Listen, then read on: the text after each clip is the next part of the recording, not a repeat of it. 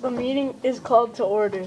Very good. We're officially called to order for the April 21st City Council meeting of the City of Temple Terrace.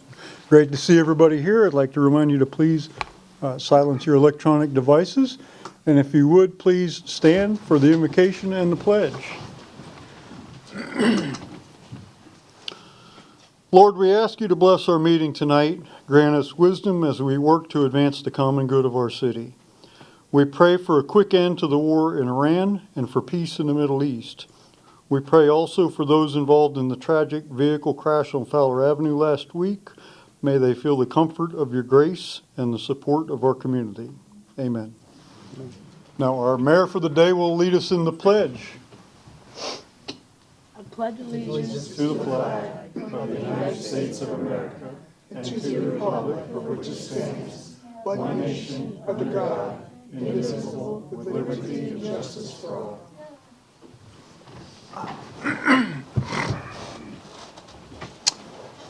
So for those of you who are not aware of what's going on, it occurs to me that you might be a tad bit curious of what's going on. So each year, Corpus Christi Catholic School, which is a K through 8 school down the road on 56th Street, has their annual fundraising gala.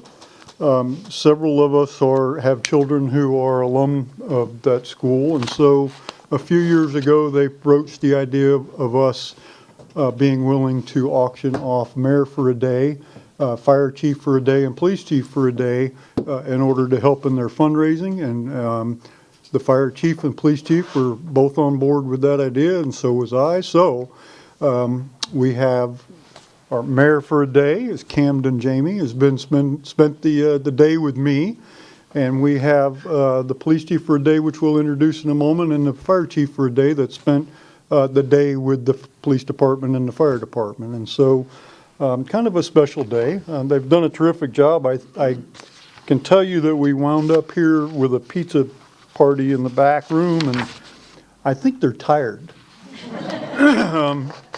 So anyhow, that's what's going on here. So another thing you may not know if you don't come often is we begin each of our meetings with a historical or interesting fact about the city or the region, or we've kind of expanded this to any kind of interesting fact is good because it's getting harder and harder to find stuff. So tonight that duty falls on me. And so I will be quick. This is something that it fell in my lap a few weeks ago, and I said I'm going to keep that but for when it's my turn. So this is about USF. And those of you who have been around the area for a while know that USF was started in 1956, but they started building buildings in like 1960. It actually opened. So the Fine Arts Building was built in 1960. Well, it opened in 64, so it started, 63 or 62, however long it took them to build that. When they built the Fine Arts Building and it opened in 64, it was shortly after that, in like late 64, 65, when they did the tree planting. If you've seen pictures of the campus before then, it's like there's a few buildings and sidewalks connecting the buildings, but it's like a desert. It's all sand and some scrub grass. There's no trees out there. And so the trees that we see now are beautiful. If you go to Marshall Student Center and you walk around there, I mean, all the trees, they line the sidewalks. They're beautiful. They're all symmetrical. That's because they were planted that way in the 60s and 65, right? So the students in the Fine Arts Building in 1965, they saw the flags out here where they were planting the tree, where they measured out and put flags where they were going to plant the trees. The fine arts students didn't want the trees near their building being symmetrical. They took it upon themselves because they wanted it to look natural, and they wanted it to look like artsy, right? They didn't want straight lines. And so a group of the fine arts students in 1965 went out in the dark cover of night and they moved all the flags around the Fine Arts Building. So when the tree planting crews came out, they planted the trees where the flags were. So even today, if you go walk by the Fine Arts Building, on the sidewalk getting to that area, the trees are all symmetrical. They all line the sidewalks. But when you get to the Fine Arts Building, they're all over it. When they built the Contemporary Art Museum in the 80s, they had to design the building. Well, they didn't have to. They didn't want to take out any of these trees because they assumed that these were natural trees that were there before the campus was built, because they weren't lined up like all the other trees. So they designed the Contemporary Museum of Art to fit on that property without taking out any of the native trees. Well, they were never native to begin with.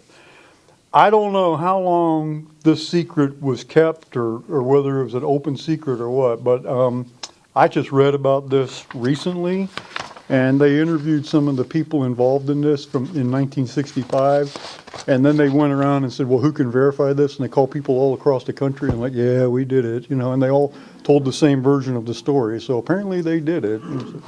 I don't know if that's a crime today or not, but probably a little late for that anyhow. So that's the fun fact for the day. So I would like to introduce Camden Jamie. He has been the mayor for a day. He spent a day with me. We went out on a police boat. We got a tour of the river. We saw alligators. We toured the SWAT van equipment, the fire department equipment. They finished up by getting fingerprinted and lifting fingerprints off of a crime scene. Not a real crime scene, but so they know how to lift fingerprints now. We had some pizza. And then like I said, it's been a full day, and I think they're tired. But I do want to give a proclamation to Camden here. And so the proclamation says, whereas in support of the Corpus Christi Catholic School Gala of Giving event this past February, the city of Temple Terrace donated the opportunity for students to serve as honorary mayor for a day, police chief for a day, and fire chief for a day. Camden Jamie, Camilla Bennett, Wyatt Rollerson were given this opportunity by their parents. Mayor Andy Ross agreed to share his authority, what little there is of that, as mayor of the city of Temple Terrace with Camden on a temporary basis on Tuesday, April 21st. This is temporary now, don't get any ideas. Mr. Jamie has taken a boat tour of the city, as I mentioned, on the Hillsborough River. He learned about the operation and use of city vehicles, participated in a fingerprint demonstration, and enjoyed a pizza party with the city council and staff.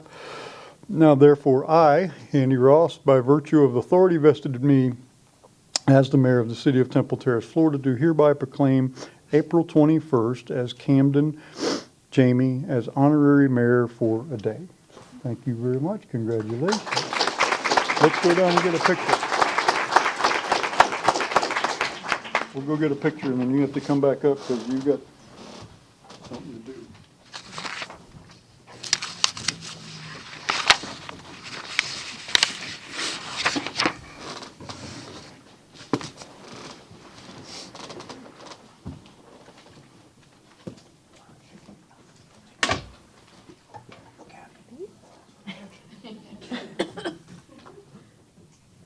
One more. Second. Your president. Good. I think the pressures of the job are already showing on me.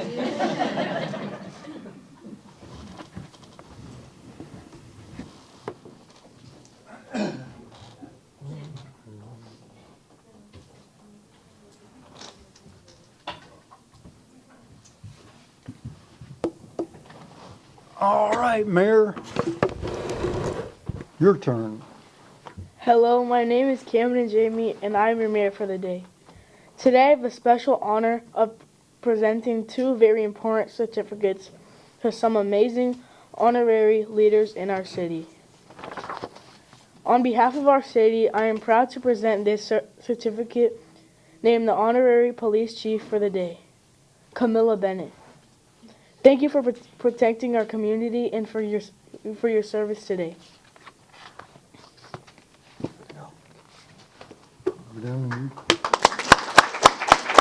Well, I guess we'll do them together. Do one at a time. Yeah, go down and give that to Camilla. I guess I better go too. Probably. Come on up.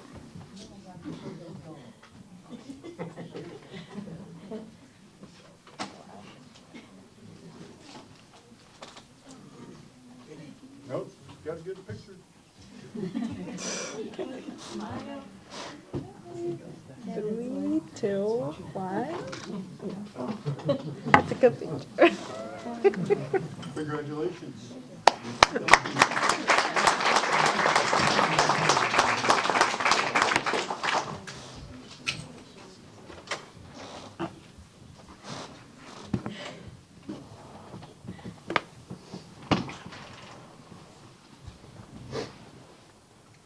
Next, I would like to recognize our honorary fire chief of the day, Wyatt Rollison. On behalf of our city, I am proud to present this certificate, naming you honorary fire chief for the day. Thank you for helping keep our community safe.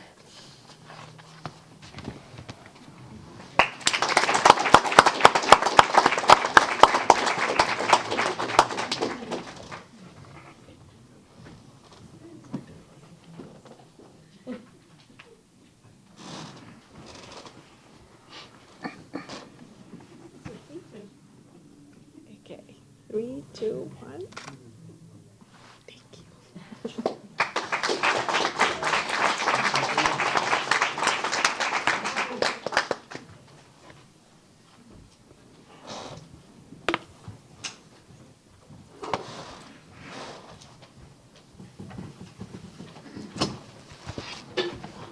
Camden, that concludes your duties as mayor. I think you did a terrific job. And you think you did a good job? You have school tomorrow? Yes. You have homework?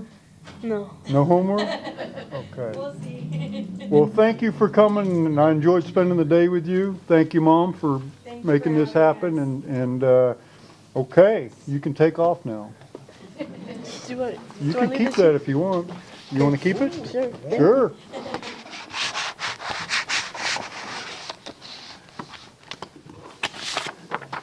Thank you. Thank you. Appreciate it. Good job. All right.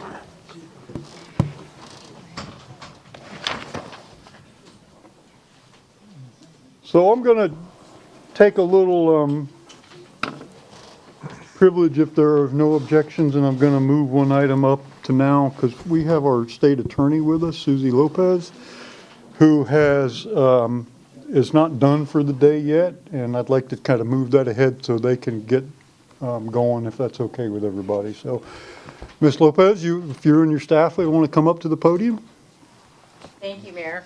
You're welcome. Thanks for being here. I know you've had a heck of a day, and Yeah, well, so. Thanks for having me. Mr. Jeffers? Hi. How are you? I don't know who the third person is. You'll have. Angelina Harmon. Hi. Thank you for being here. And so this is in recognition of National Crime Victims Week.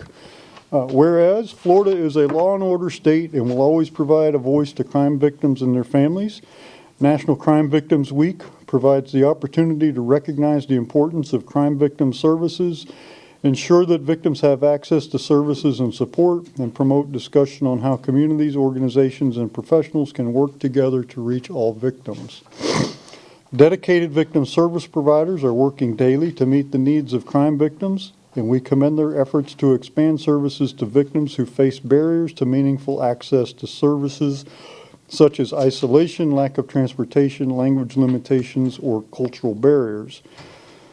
Temple Terrace City Council wishes to commend Hillsborough County Victim Assistance Program for providing exemplary services to the victims of crime within the city of Temple Terrace and throughout Hillsborough County. During National Crime Victims Week, the City of Temple Terrace renews its commitment to providing survivors of crime the support they need to heal. As a community, let us all work together to stop crimes before they happen and to give victims the support they need to restore a sense of trust and safety to move towards healing and justice.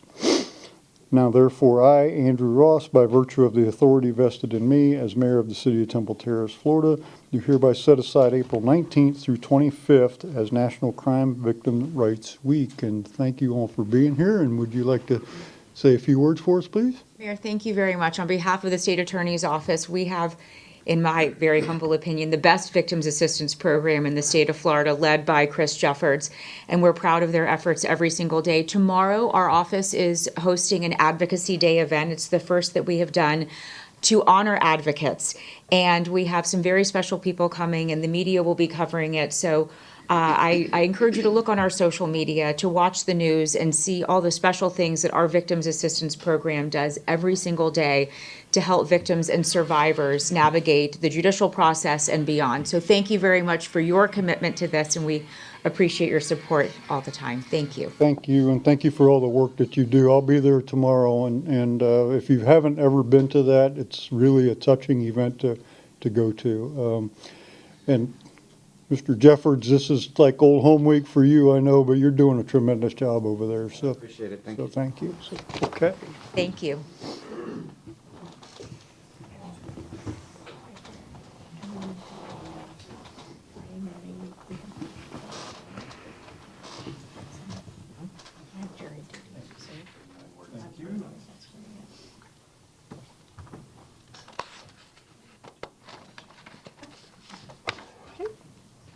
One, two, three. Thank you very much.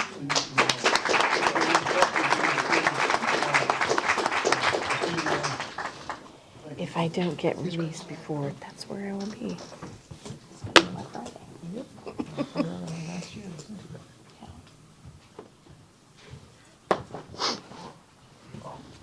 Okay, next is Employee of the Month for March, Natalia Lyles. Come on up. Yeah.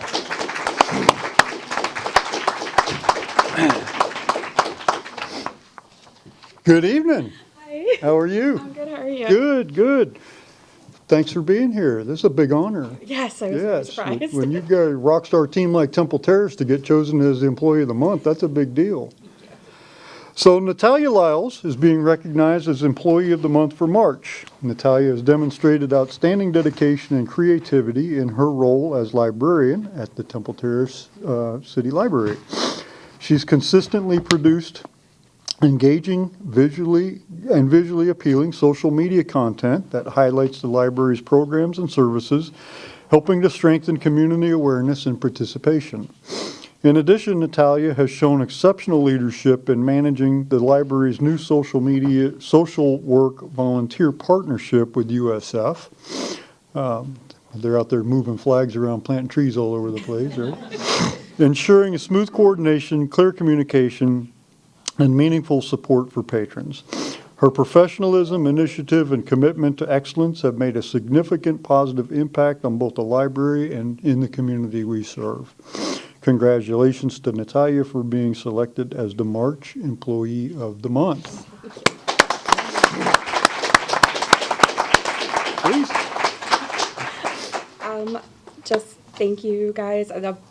Working for Temple Terrace has been fantastic. Worked at the library now for a bit and with the police department, and I've had a fantastic time working here. How long have you been with us at the library? I started in September of 2020, right in the middle of COVID. Okay. Yeah. And you were with the PD also? I was, yeah, from 2023 to 2024. Okay. Well, good. Well, you've got a great team over there at the library. We really proud of the work you do. So, great. Thank you.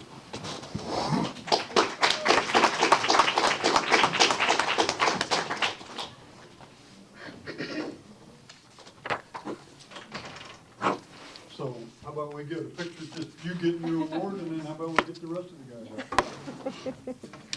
Oh, sorry about that. Okay, 1, 2, 3. Library folks, come on up.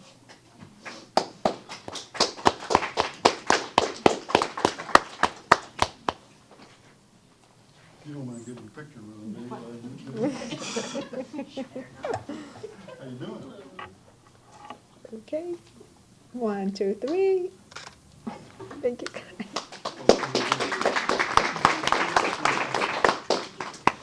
You got it.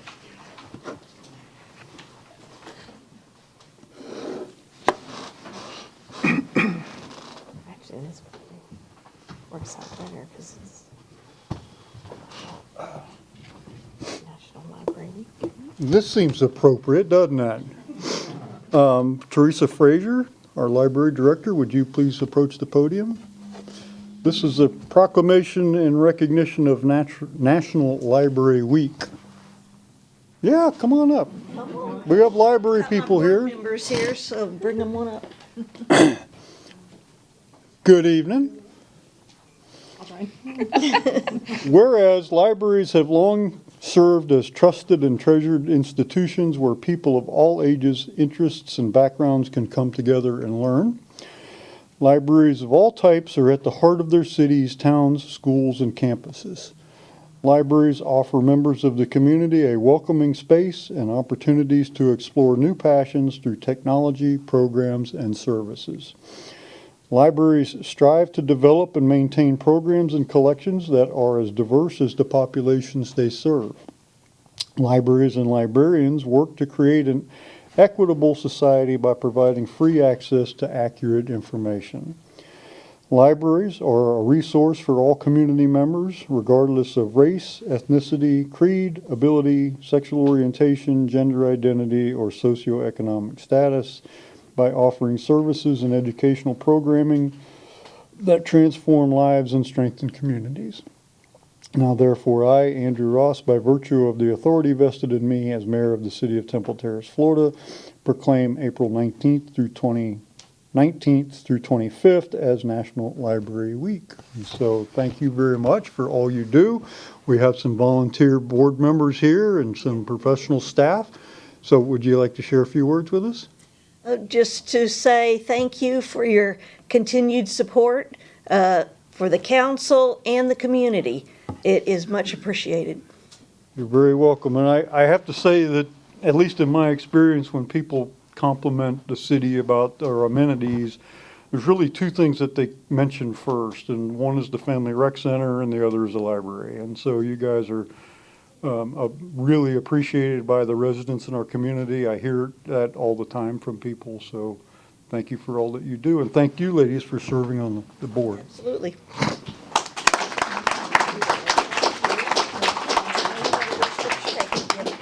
Come on.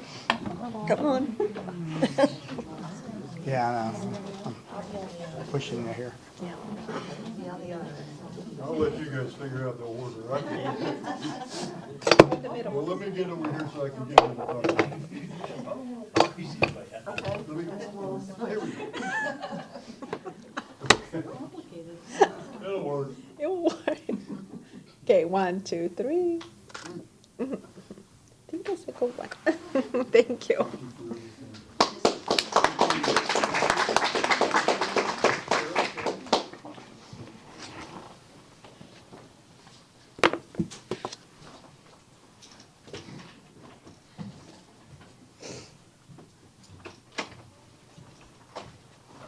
All right, where are we? Next, we have a presentation from Hillsborough County CDBG Disaster Relief Program. The following county staff will be coming forward to provide an overview of the CDBG, that's Community Development Block Grant Disaster Relief Single Family Housing Program that will launch on May 1st. We have Audrey Ziegler, Angela Madero, and Rafael Sestero. So welcome. Thanks for being here. Good evening. Good evening. Good evening, Mayor and council members. Thank you so much for inviting us. We're hoping that you'll champion our program with your residents. This program is long overdue, almost 2 years. We've been waiting for some sort of relief for our residents in Hillsborough County. As we drive around our communities, we still see uninhabitable conditions. We're hearing in the social services department about people that are not able to live in their full dwelling. They're in different rooms. Neighbors worried about neighbors, family members worried about family members. So we're really hopeful that this new program, the first time ever we've received the Community Services Development Block Grant Disaster Recovery portion here in Hillsborough County, and we're very excited to administer the program countywide, so City of Tampa, City of Temple Terrace, and the City of Plant City. I have Angela Madero here with me today, and she'll provide some details, and then we brought our consultant, because we did hire some consultants to make sure we get it right. So we'll all three be available for questions. But again, my name's Audrey Ziegler. I'm the Social Services Department Director. I'm also the lead for all of the housing funding that we'll be talking to you about today. And this group took over this funding in the middle of December. So we have done so much to get ready since mid-December till now. I know other surrounding areas have launched, and we're kind of the last one to launch, but we have a very thoughtful product. And we have a very simplified application.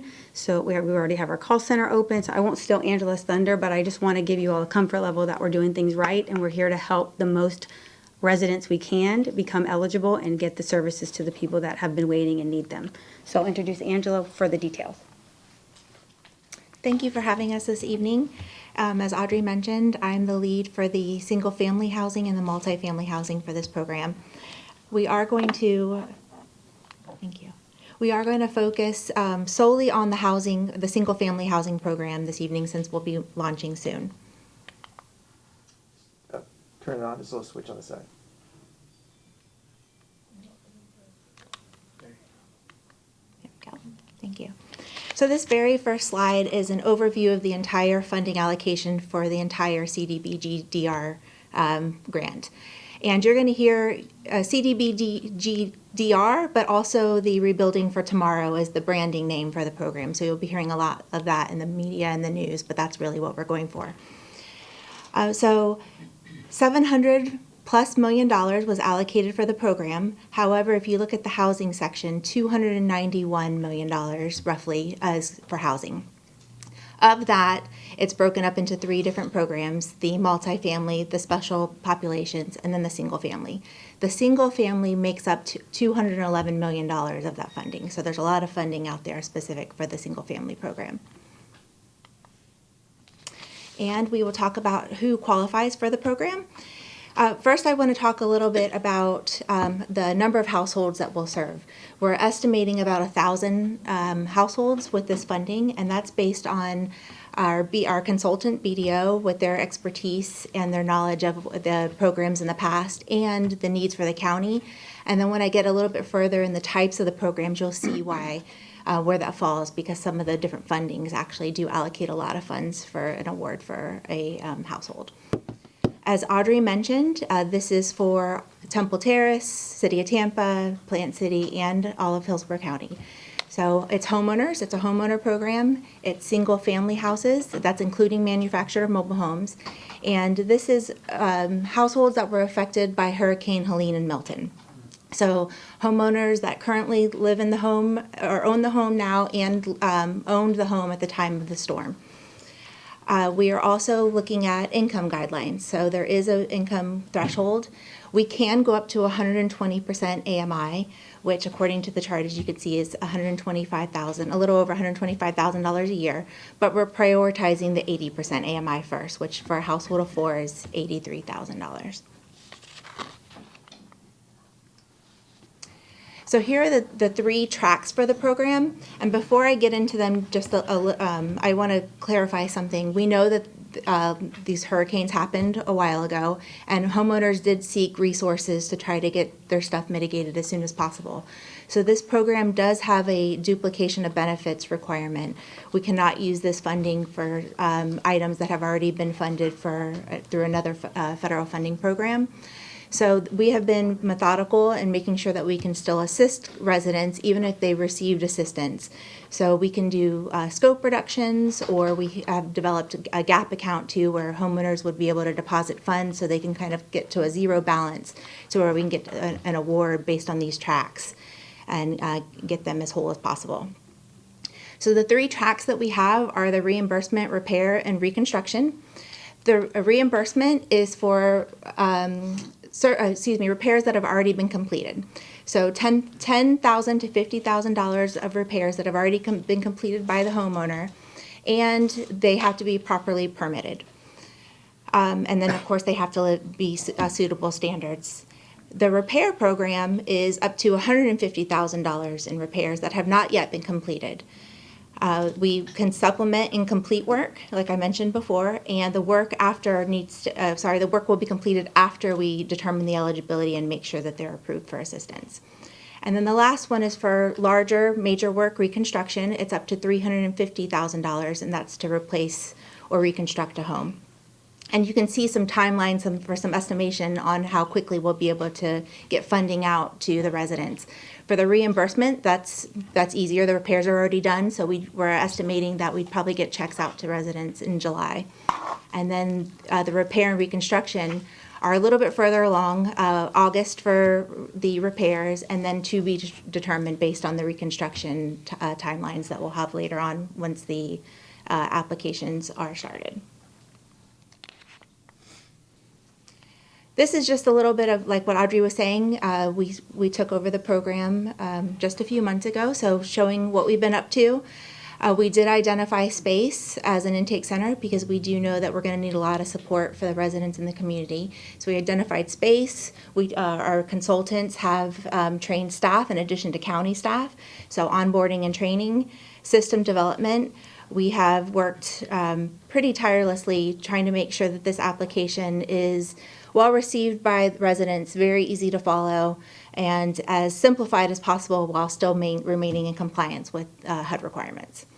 And then we've also been doing tons of outreach, making sure that the community is well aware of the programming. I have another slide talking about some of our customer touch points, but one of the things that we started early on was we had a call center that we launched this week on Monday, so we could have people start calling ahead of time, have some support to make sure that they are aware of the program, they have questions answered, they're well prepared for our launch on May 1st to actually submit their application. And then, of course, the bottom part is just making sure that we're still in communication with HUD along the way, making sure that we're meeting approvals and staying in compliance. I just want to mention again that dotted line there is very important because that's our launch date, May 1st, which is just around the corner. Okay, and then this is what I was talking about before, about some of the resident support channels. We have a intake center. It's at, off of East Hillsborough Avenue, 1029 East Hillsborough Avenue. It will be open all of May from 7 a.m. to 7 p.m. to make sure that it's open for residents that can get there before work or after work if needed. And we will have assistance available in multiple languages. Thank you, and some Saturday hours as well. Call center, it opened on Monday. It is open right now 8 to 5, but coming May it'll be 7 to 7 as well, and we will have assistance there in multiple languages. And then we're also utilizing the Hillsborough County Social Services Resource Centers. So we have them spread out throughout the county as well. We have one in Plant City, we have one off of Fletcher, one near Ybor City, and another one in West Tampa. And then we're also going to have a location in the Waimama area. So all throughout the county to where people will be able to come in and actually talk to a case manager in person, in addition to that intake site too, to help people submit their applications. Okay, and then this is just a little bit about our outreach efforts. As I mentioned before, Rebuilding for Tomorrow is the branding name, so there is a website for this entire program, rebuildingfortomorrow.hcfl.gov. We've been telling everybody to go there. It's already receiving a lot of traffic. It's not just talking about the housing programs, it's the overall CDBG-DR programming, but you can go specifically narrow down to the housing for the residents. We're attending tons of community events. Anybody that wants to hear about us, we're up in front speaking about it, of course. We're happy to. We want to make sure that it's very well known. We've been doing media coverage already. We're getting some news stories out there, so you'll probably see us on the news in the next couple weeks, using traditional media as well, and then some of the social media. And then we're also teaming with some other data-driven targeting efforts. So FEMA, SBA, all of those things that already have some information on residents that they've been collecting over time that we can use to make sure that we're connecting with the right folks. And then this is just, again, Audrey introduced herself and myself. We're over the housing programs, but this is the leads for all the other teams that we're working for the entire grant. Rob Hendrickson's over the entire CDBG-DR programming. He's with the county, and then we have our compliance and our infrastructure programs as well. That's it. Anybody have any questions? Council members, questions? Councilmember Fernandez. How would a member of the community actually submit an application? Is there, I know you've got the intake centers, but is there like an online application or a website they can go to? Yes, they will be able to access the application through the Rebuilding for Tomorrow website, and it is an online portal application that they would be able to submit on their own. Is this the kind of information that the city could also help promote on our social media sites, et cetera? Yes, in fact, and the county staff, I want to commend the county staff. They've been great to work with. And Ms. Madero, if you can forward me this presentation tonight, we'll put it on our website and our social media, and we'll get the word out as well. In fact, if you want to put, one thing I didn't notice was the actual web address on the presentation. If you throw that on there, it'll probably make it easier. Yes, I will. Okay, thank you. And I'll just note, people can apply in person, they can apply online, they can also call the call center and apply over the phone. Obviously, you can't give us your documentation over the phone, but you can email documentation, you can come in person. If people have disabilities or they have mobility issues, we will also do home visits to get documentation from applicants as well. So really 3 paths of application, both in person, online, or via the phone. And one thing I'd like to add about the application, we're doing something a little bit different where someone can just put their name and address and press submit, and we'll reach out to them. We're not requiring people to upload every single thing and check every dot, every I, every T crossed, because if not, people will be discouraged and won't hit submit. So whatever, the minimal information is your name, how we can contact you, and your address. Once you press submit, if there's nothing there, we're going to call you anyway. So we worked very closely with our consultant to make sure that applications could be submitted easily. Because anybody that's fatigued of these programs already, or it's just overwhelming, or looks like it's too cumbersome, they're going to give up. So, And part of that, once they submit, we have case managers, and they're actually working with the resident to make sure that they're answering questions. It's not just going straight to an eligibility check, making sure that they're understanding, getting all the documents, and that we know that could take a couple weeks, and that's what this process is going to allow for. Okay, I just have one more question, and that it has to do with what types of repairs. I know in the reconstruction, that's obvious, but as far as repairs, are there limits or specific areas that wouldn't be considered?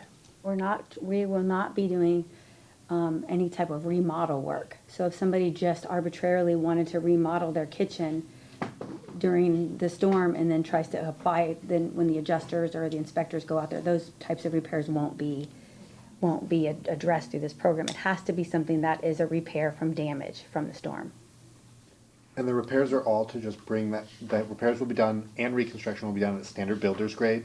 So you'll get a good countertop, but you won't get marble. And repairs will bring the house up to what was called the decent, safe, and sanitary standard. So livable in your home, nothing beyond kind of making sure your home is livable. Okay. But the rebuilds are, if you had a 1-bedroom, you're going to get a 2-bedroom. The standard rebuild is a 2-bedroom. 2-bedroom gets a 2-bedroom, 3-bedroom gets a 3-bedroom. So we're trying to put people back to where they were. But if it was a 1-bedroom and we have to rebuild it, it goes to a 2-bedroom. I believe 2-bedroom, 2-bath. Correct. Everything is a 2-bath. If you had over 4 bedrooms, you'll get a 4-bedroom. So if you had 5 bedrooms, you get a 4-bedroom.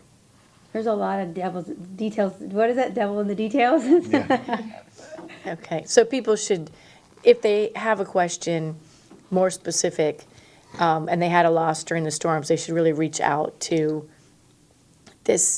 one of those methods to get their question And answered. apply, don't self-select yourself out, right?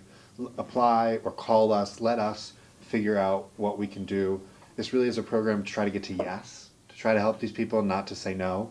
So we'll work every angle that we can within the guidelines to try to get you the applicants' assistance they need.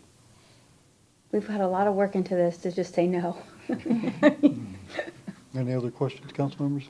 Councilman Yes, thank you. Most of my questions have been answered already, but it's more of a comment. Thank you for coming out. Thank you for making this presentation. The city manager will make sure this gets broadcast to our constituents and our residents. But this is good information. Thank you for bringing it to us. The residents will be in good hands. We served countywide through the Emergency Rental Assistance Program during COVID, and you only heard good things about that program. We got a lot of funding to people that were harmed by the storm, by the pandemic, and lost wages and whatnot. So I think that's why we were called upon to take on this project as well. Councilmember Kravitz, I believe you had a question? Thank you. Yeah, I think in the Affordable Housing Committee at Hillsborough County, this topic came up, and am I mistaken in assuming here that there is going to be some provision made to harden the rebuilds against weather? Because one of the big concerns was to make sure that insurance remains affordable for these homes in the future. Yeah, that is correct. So some of the standard things in building, in the new builds or any repairs that we'll do is, hurricane resistant windows, siding that's not gonna fly off during the hurricane, roofs that are hurricane resistant. So yes, definitely some resilience measures built into the rebuilds and the repairs that'll be done. Thank you, that's great, because I just wanted to bring up that as a clarification, not as criticism, but because of the mention of builder grade. And so, Yeah. builder grade may apply to the interior, but when it comes to the exterior, these are going to be rebuilt homes that have a lot more going for them than the homes that were destroyed, regrettably. And All the work is warranted for 1 year as well. it's also wonderful. And Yeah. also just note if a reconstruction is needing to be done and you are in a floodplain that needs a certain level of elevation, this program will also elevate your home.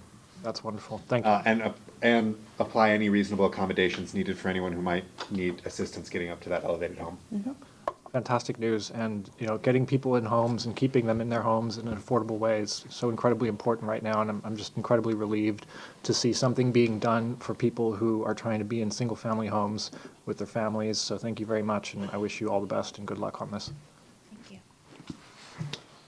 Well, thank you very much for being here. Very informative, and we look forward to working with you as this project unfolds. So, Feel free to welcome us back, and we'll give you the details of the Very good. statistics, the number of residents we're helping, how much funding has been expended, how many are in these zip codes. very good. Thank you very much. so much. Appreciate it. Have a good evening. You too. Thank you. Okay, next up, we have a Police Pension Board of Trustees appointment, actually two of them. There are two members, city representative members, vacancies on the Police Pension Board. City Council appoints these members. The board shall consist of 5 trustees, 2 of whom, unless otherwise prohibited by law, shall be legal residents of the municipality, who shall be appointed by the city council and may be the mayor and/or city council members who will hold that position ex officio to their elected offices. It is recommended that myself be appointed to a 2-year term from May 7th, 2028. Let me start over. Recommended that Mayor Ross be appointed for a 2-year term until May 7th, 2028. Councilmember Gil Schisler should be appointed for a term ending December 1st in 2026 to coincide with the end of his term as city council. And so this can be done in one motion if it's acceptable to the council. And if there are no objections, then now would be a good time for a motion. So moved. Second. motion and a second. Discussion of the motion. Okay, all those in favor say aye. Aye. Aye. Opposed? No nays? We are reappointed. Next, there are 2 vacancies for alternate members on the Historical Preservation Board. One, the terms are a little different. One is to fill the remainder of a term till November 7th of 2027. The second is to fill the remainder of a term that ends sooner, until November 7th, 2026. So the city receives 3 applications for appointment from Alyssa Hines, Meredith Abel, and Sharon Gaskin, which necessitates a ballot vote to appoint 2. We have 2 vacancies and 3 applicants. And so I believe, City Clerk, we decided we're going to do one at a time, right? Is that to keep it simple? We had one time, a couple years ago, we had this and it got really confusing. Yes, sir. I had discussed it with the city attorney, and with it having, they do not have the same ending date. One will be extended of an appointment through November 7th, 2027, and the other one is November 7th, 2026. Therefore, it was decided it would be best to do each one separate. Okay. So we will do one at a time.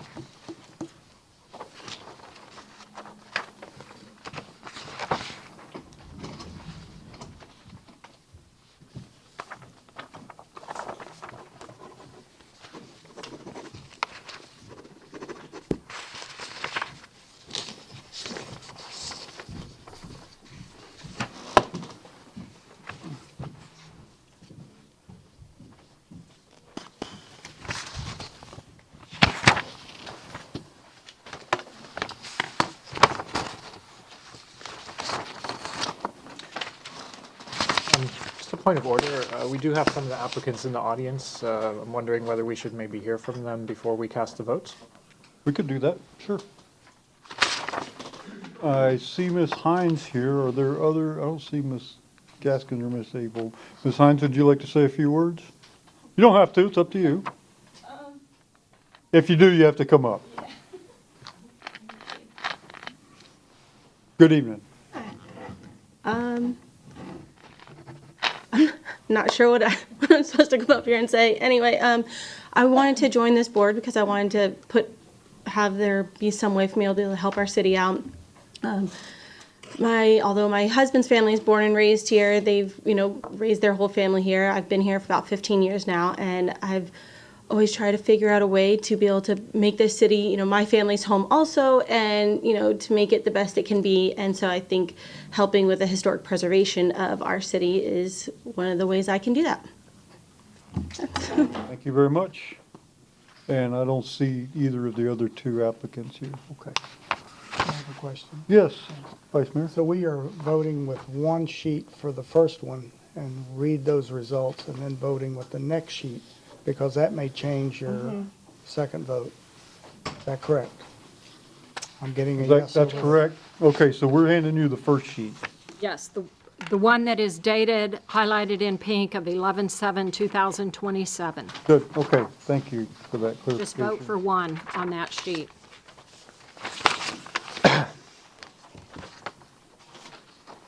Good catch, thanks. Thank you.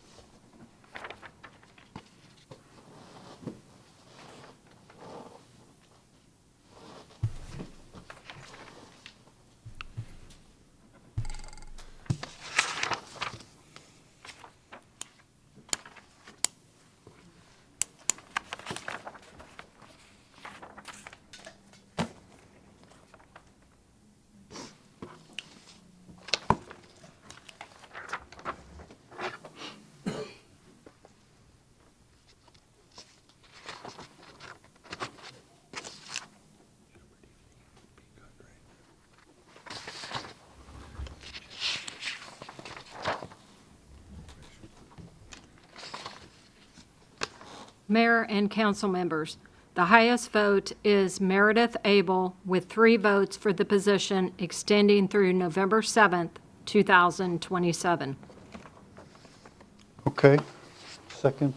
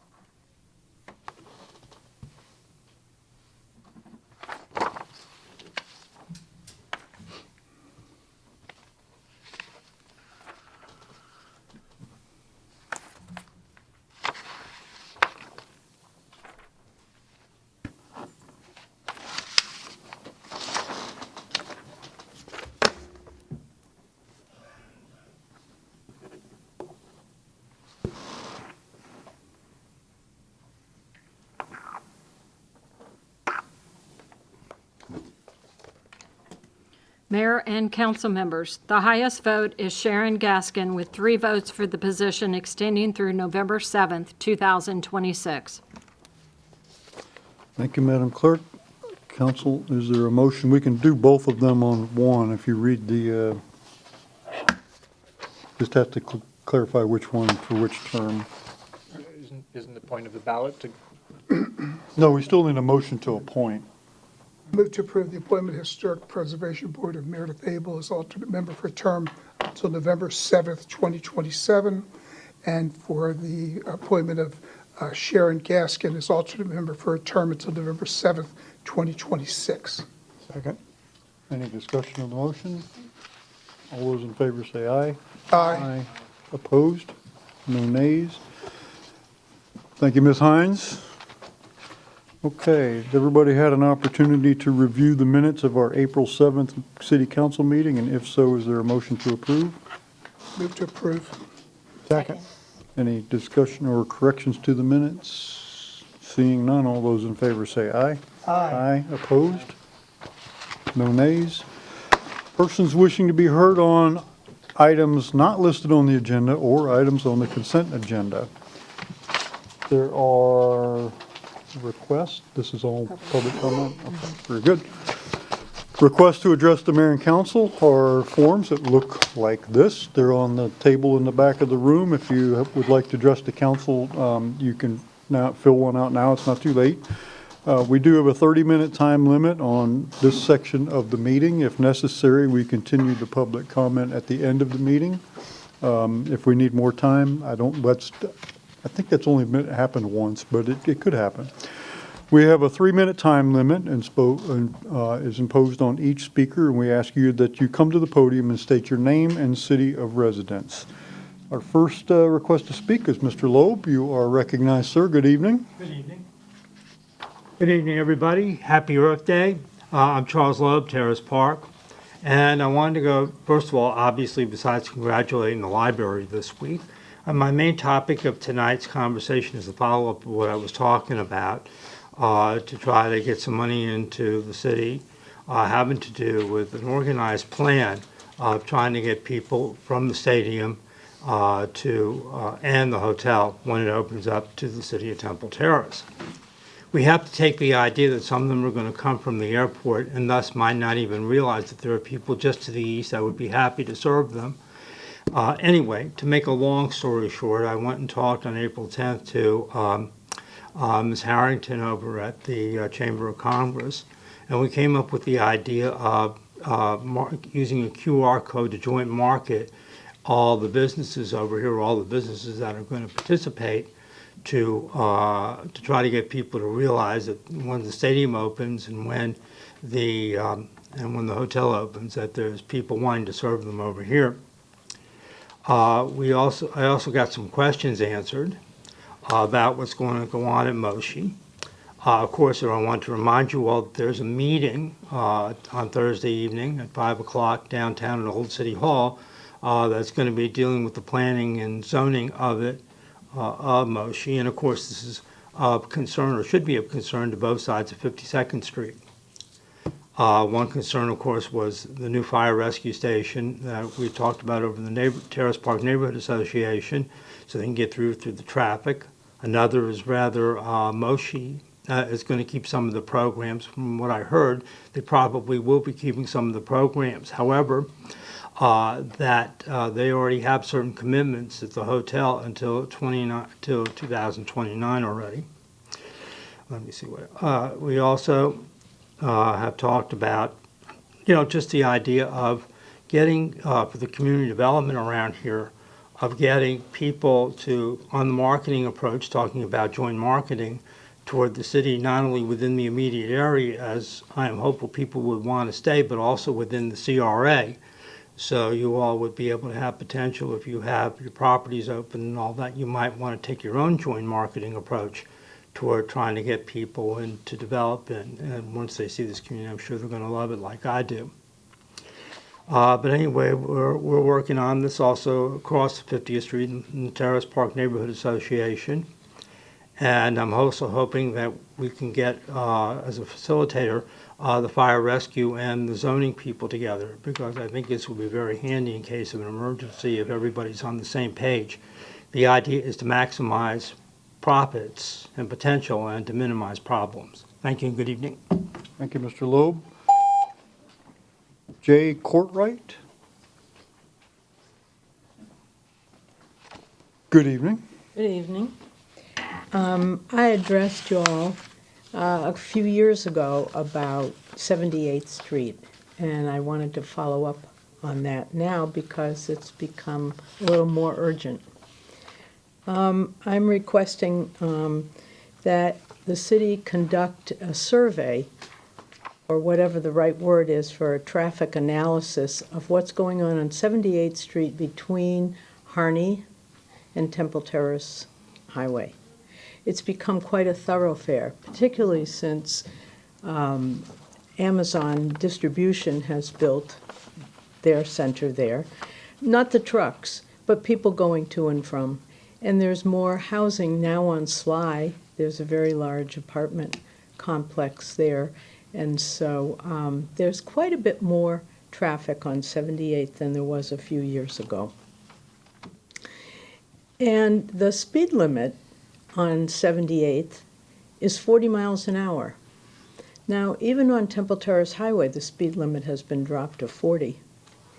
And so to continue a 40-mile-an-hour speed limit on a road that is patched and kind of crumbling and doesn't have any formal shoulder and only pieces of sidewalk seems unsafe. 78th Street has school buses on it and also has HART public buses, public transportation on it. And the waiting areas for the public buses can't be improved because the sidewalks are either non-existent or don't fit together with anything else. It's just a piece of sidewalk that doesn't lead to anything else. So I would like the existing sidewalks to be connected to new sidewalks so that there's a continuous sidewalk on each side of the street, and to have real shoulders, real curbs, turn lanes. There are a few thousand people living off 78th Street. It's very heavily residential. There are lots of kids. And now with e-scooters and e-bicycles, there are a lot of young people whose judgment isn't always consistent with riding out on the road because there's no choice.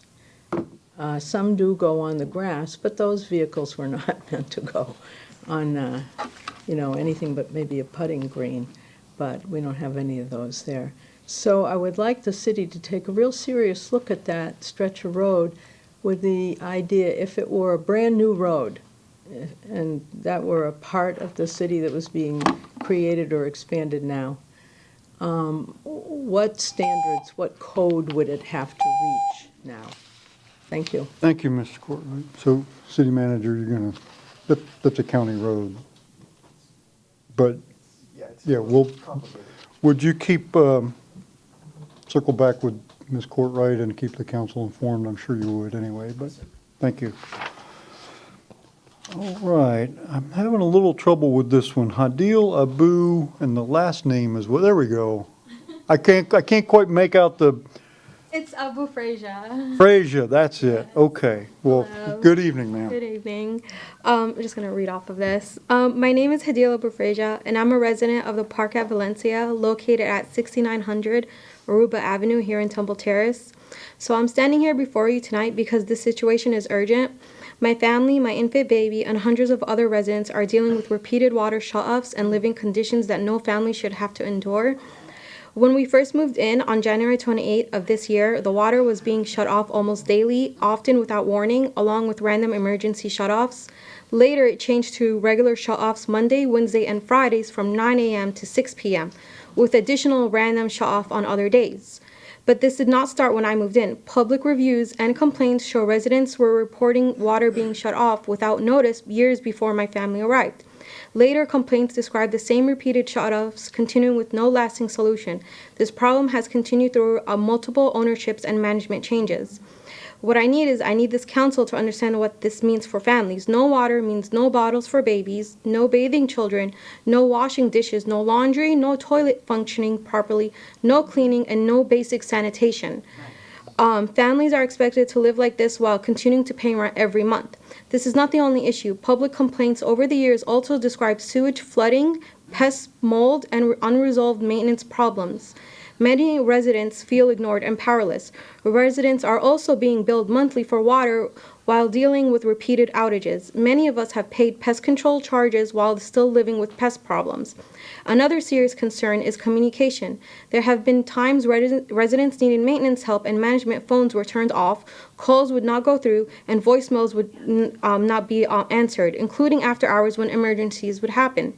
Florida law requires habitational housing and reasonable provisions for running water. Families should not be living through repeated shut-offs year after year. I understand that some landlord-tenant matters are civil issues, but health, sanitation, and housing conditions are also community concerns. This is urgent. Families should not have to wonder why they have no water again. I'm here and I'm holding my baby tonight. Families in Temple Terrace deserve safe housing, dignity, and reliable running water. Thank you. Thank you, Mrs. Bufrasia. So Gina Horton, so let me, before you start, no, come on up. But before we start the clock, it looks like you are speaking for you and two other people? My mom and my dad. Are they here? My mother's here. So you are? Janice Horton. Janice Horton, and you're gonna donate your time to her to speak? On behalf, Okay, well, you get 3 minutes for you, and that gives you another minute. That's why I'm trying to, okay, well, let's do that. your dad's not here. No, if it's not the golf course, no, sir. Okay, so you'll get your 3 minutes, and you'll get an extra minute because you're speaking for your mom as well. Both my parents. So yes. we'll set the clock for 4 minutes, and I just want to make sure you got all the time you're entitled to, so. Thank you. Well, first of all, thank you for having me.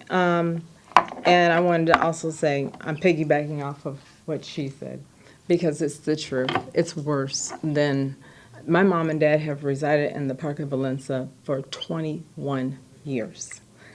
And it used to be a beautiful community, and you could walk your dogs, and there were potlucks, and it was just a nice area, and I moved them there before I moved to Los Angeles. I've come back now because last year we almost lost my father. And due to the mold in the carpet, there's mold, they come in, they paint over it, but then they don't fix anything. And my mom and dad, they did have the first occupied rehab in the community, and it can be doable. I wrote to management.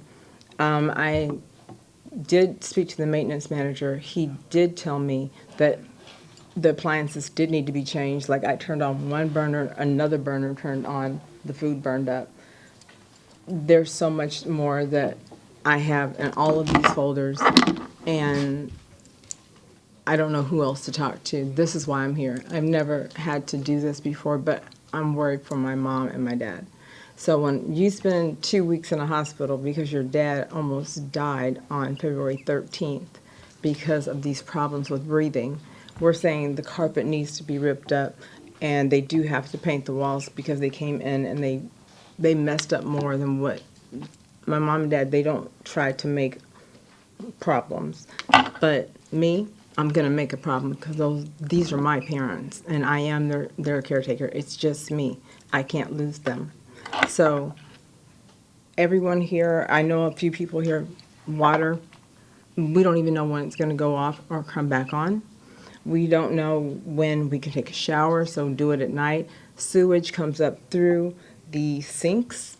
So before you run the dishwashers, which need to be replaced as well, you will smell sewage. So then you run water and put pine salt in there.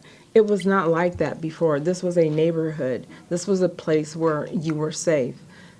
When COVID hit, and before they sold the property from Blue Rock, and now RPM is handling it, they let people buy their way in. So people were buying their way in, and there was so much crime that was not reported, but it was there. And I even got sworn with subpoenas, and I had to do a deposition for something I didn't even see when I was visiting with my brother, because there was a shooting right outside of my parents. So I have had to buy air purifiers for every room. They have a 3-bedroom. I've had to relocate. I've had to put water filters in the sink, in the kitchen, in the bathrooms. I have bought so many things for cleaning and making sure that they're safe, and I'm safe as well, because I am a cancer patient and I live with it. And it's just not right. When you try to contact anyone in front of like, I have emails, I have copies of everything, anything that you need, trying to communicate with these people, they don't want to do it. And I'm saying, take care of the ones that have been taking care of you and paying their rent for so long, and you're not taking care, you're not even trying to come to them. So this clock is bothering me. So I'm like, okay. But I don't know if anybody else wants to come up from Parker Valencia, but something needs to change. We need to have some type of reaction to this action that's going on now. So if my mom would like to speak, she can, because she does have a letter from her doctor, and it's not good. So, and that just happened last week. Thank you, Ms. Horton. Thank you for your time. So, City Manager,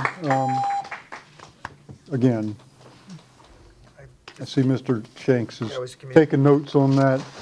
So both of these speakers have their email on the form, so we have an ability to circle back with. So our staff will be in touch. We're not going to be able to resolve these issues up here tonight, but I do want to tell you that everybody up here on the dais is concerned about your well-being, and our staff will be following up with you and letting us know more about what's discovered. So, are there other members of the public who wish to address the council at this time? That's the last of the forms I have. Well, you gave up your time. 20 seconds, but that's it, because you did give up your time, so. Yeah, she gave it to you. 20 seconds. Okay. You're making me break the rules. I'm so sorry. That's not part of my 20 seconds. Okay, no. Okay. My daughter and I got together all the information and what was going on in the residence. And not just our residents, but other residents. But I think I'm the oldest one. I've been they're the oldest. And we compiled it. So if you need copies of everything, we'll be happy to provide it for you. Okay? We just ask that it's fair, that we're treated as fair as the new people that they're bringing in. They're going into brand new apartments. And my apartment, we even said, oh, you got a timer on me. We even said we'd move everything out so they could make the changes, make the arrangements like they're putting in new for everybody else. That's all I asked. And they said, you can move. And I said, that's my home. Why should I have to move? If we're willing to work with you, can't you work with us? Because if I move out, you're going to do it anyway. I'm done. Thank you, Ms. Horton. You're welcome. Madam Clerk, for the record, that was Janet Horton. Okay, thank you. Yes. Councilmember Kravitz. I have a question for the city manager or anyone else from staff who might be able to shed some light on it. We require habitability inspections for all rentals. And I know that because I rent out houses in Temple Terrace, and I just want to know if the commercial developments that we have in the city are subject to the same inspections and rules under our current code at a minimum. Probably need to get the fire chief or Mr. Shanks to come up and answer that question. Ian Kemp, the fire chief. So condominiums that are rented, we can inspect, but apartments are not. We do not inspect apartments. Is that because the code does not subject them to that? Yeah, and I don't think we're allowed to. I think it's, they do have fire inspections. There are times we go in and do fire inspections, but we can't go inside the homes just because they're apartments. It's just, I don't think it's a legal issue. I don't think even if we wanted to, we could. Okay, well, that's certainly something I'll look into. Thank you. Yep. Yep. And to that point, I spent a lot of time over at Parker Valencia. I was over there this afternoon inspecting a residence. So we're going to be spending more time. I'll speak with the city manager and come up with a different kind of game plan to encroach the bigger area as a whole. Get the team involved. Yeah, thank you. I know it well. Also, I canvassed there when I was campaigning. It looked beautiful. You know, it's got the lovely little lake set up and all the little trees and so on. So it made a very nice impression, and I'm surprised to hear all of this. And it's very concerning. And I remember something very similar at a couple of other apartments that I canvassed when just people telling me absolutely horrible stories. And I told them, as far as I know, they're all subject to a habitability inspection. And if we have apartments here in the city, we need to find out whatever we can do to subject them to more rigorous standards, because the housing stock in the commercial apartment sector in the city seems to really be on the ropes, and it's very concerning to me to see this kind of quality housing being put on the market here in Temple Terrace. And if there's any lever that we can pull to address it, then I will absolutely bring that to council, and I will push that through if I possibly can, because we have a good standard for most of our housing in Temple Terrace, especially the rental housing, because of the rental inspection program. And if there are landlords who are not obeying that same standard, then that will damage the reputation of the city. And of course, it's also very bad for the people who have to live in those places. So thank you very much for the information. I will say that the new ownership has been easy to work with. They've been very receptive to us. So we'll bring this new information to them and see what we can get done pretty quickly. Thank you. Thank you. Mayor, Yes. as liaison to code, I have a comment. Okay. Is that allowed? Vice Mayor Chambers. Thank you. So to that, yes, the new owners, because I've been a liaison to the code board, and they've been before the code board, mostly for safety violations, fire alarm, water sprinklers, things like that, that our city was very good to point out a while ago. And the new owners have been very responsive, and I believe everything has been fire safety-wise repaired. Is that correct, Mr. Shank? Yes, he said yes, for the record. So the code is working with that, and the fire department and the fire inspector for life safety on the outside and inside. So I know it's being done. Thank you. Okay, we need to give the city manager and staff time to address the complaint and not, we've got an agenda we need to move on to. So are there other members of the public who wish to address the council? Okay. Can you just ask anybody here to raise their hand from Parker Valencia? Because I think there's so many people here and they don't have a voice because, they don't want to be in trouble with. Okay, we're gonna, If someone wants to speak, you just raise your hand. yeah, Be ready. I've asked twice. Yeah. I just have a question because Ma'am, you've already spoken. No, I just have a question because I have friends. You can't do that. This is not a town hall meeting back and forth, so you've already spoken. We've heard your complaints. It's everybody up here cares about your complaints and your well-being. But I'm sorry? Email address. You guys could provide an email address. Sure. City manager, would you provide your email address? Sure. Or Mr. Shanks? Thanks, I think just. Mr. Shanks, would you please get with her and give her your email address? Okay, this council member's acting like he's the only one up here that cares about you. He's not. The rest of us do too. Okay, second public. You're the only one that cares. Yes, I know. Everyone does, absolutely. It's been said, and that is the case. And I don't think there's any reason to think anyone up here doesn't care about. No, we don't care. Absolutely right. Why would we do this job if we hated the city? What an idiot. I'm sorry, I'm saying we all do care. We do care. And that's why I'm eager to see this move forward. It'll be great. Second public hearing and second reading of ordinance 1593, authorizing the issuance of a general obligation bonds subject to a bond referendum in an amount not to exceed $50 million, and calling a bond referendum to the qualified electors of the city to be held on August 18th, 2026. I'll open the public hearing. City manager. Mr. Mayor, members of council, second reading, second public hearing on this item. This is to, if the council so desires, to allow us to put the general obligation bond question on the August 18th ballot for the primary. I believe. Oh, okay, thank you. So we have representation from BMO here, as we did the first hearing. If council has any questions or members of the public have questions that you'd like directed to council. Good, thank you. Are there members of the public who wish to comment on this item? Not council members, are there questions? Is this regarding item 12B? 12A. 12A? 12A. I do. Councilmember Kravitz? I think Councilmember Fernandez asked first. Go ahead. Councilmember Schistler. No questions. Good. Councilmember Fernandez. So just to clarify the order of this process. So if we approve this tonight on the second reading, does that mean that the language is final, everything is ready to go for the primary ballot? Or will there be anything else that needs to be done? Good evening, Mayor Good and evening. council members. I'm Chris Rowe with Bryant Miller Olive. Yes, ma'am, this is the final step to approve the ballot question. If you adopt this ordinance as it's written, you will finalize the question. It will Okay. then be transmitted to the supervisor of elections for inclusion on the August 18th primary ballot.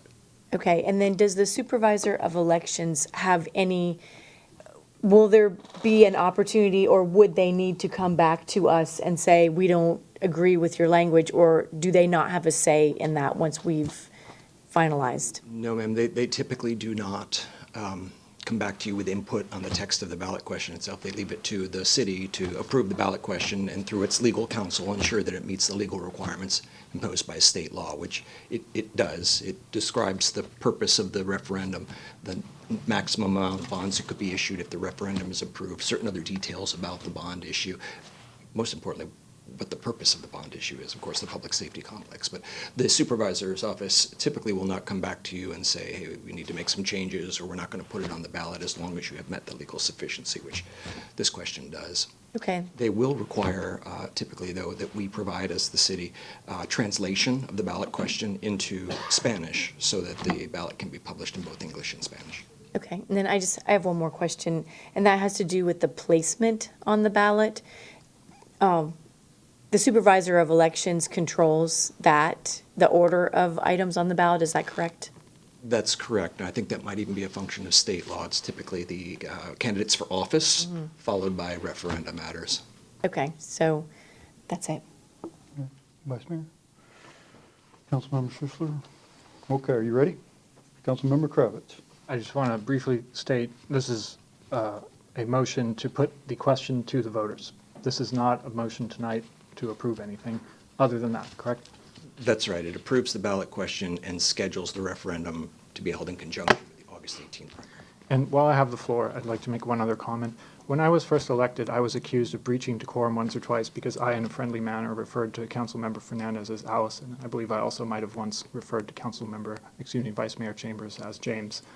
And it makes me very uncomfortable that because I get to stand up and pass out a card so that people can contact me about this issue, I'm accused in a public forum when you, Mr. Chair, do not have the floor of trying to somehow put myself in the spotlight, when the truth is that all I want is for this issue to move forward so that the city works better for the people who live here.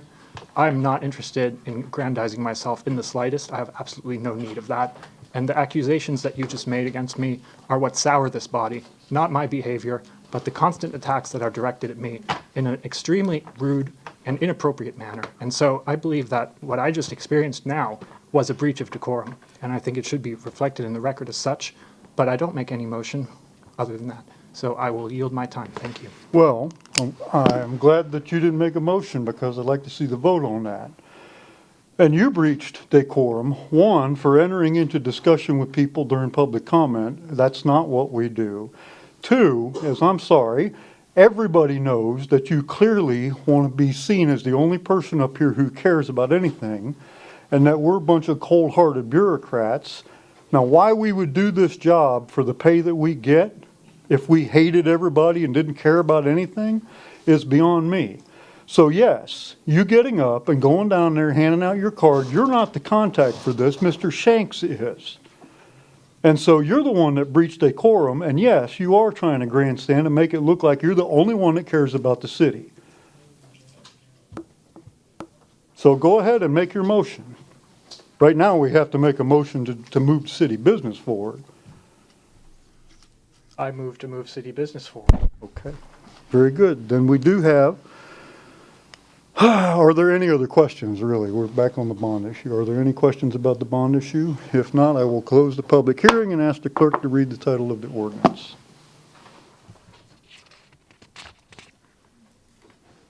An ordinance of the City Council of the City of Temple Terrace, Florida, authorizing the issuance, subject to the bond referendum herein, provided for, of not to exceed $50 million general obligation bonds in one or more series for the City of Temple Terrace, Florida, payable from the full faith, credit, and unlimited ad valorem taxing power of the city, to finance the construction and equipping of a public safety complex, including a new police station, a new fire station, and related facilities, providing for and calling a bond referendum of the qualified electors of the city to be held on August 18th, 2026, providing for official ballots, providing for bond referendum procedures, establishing intent to reimburse such capital expenditures incurred with proceeds of such general obligation bonds,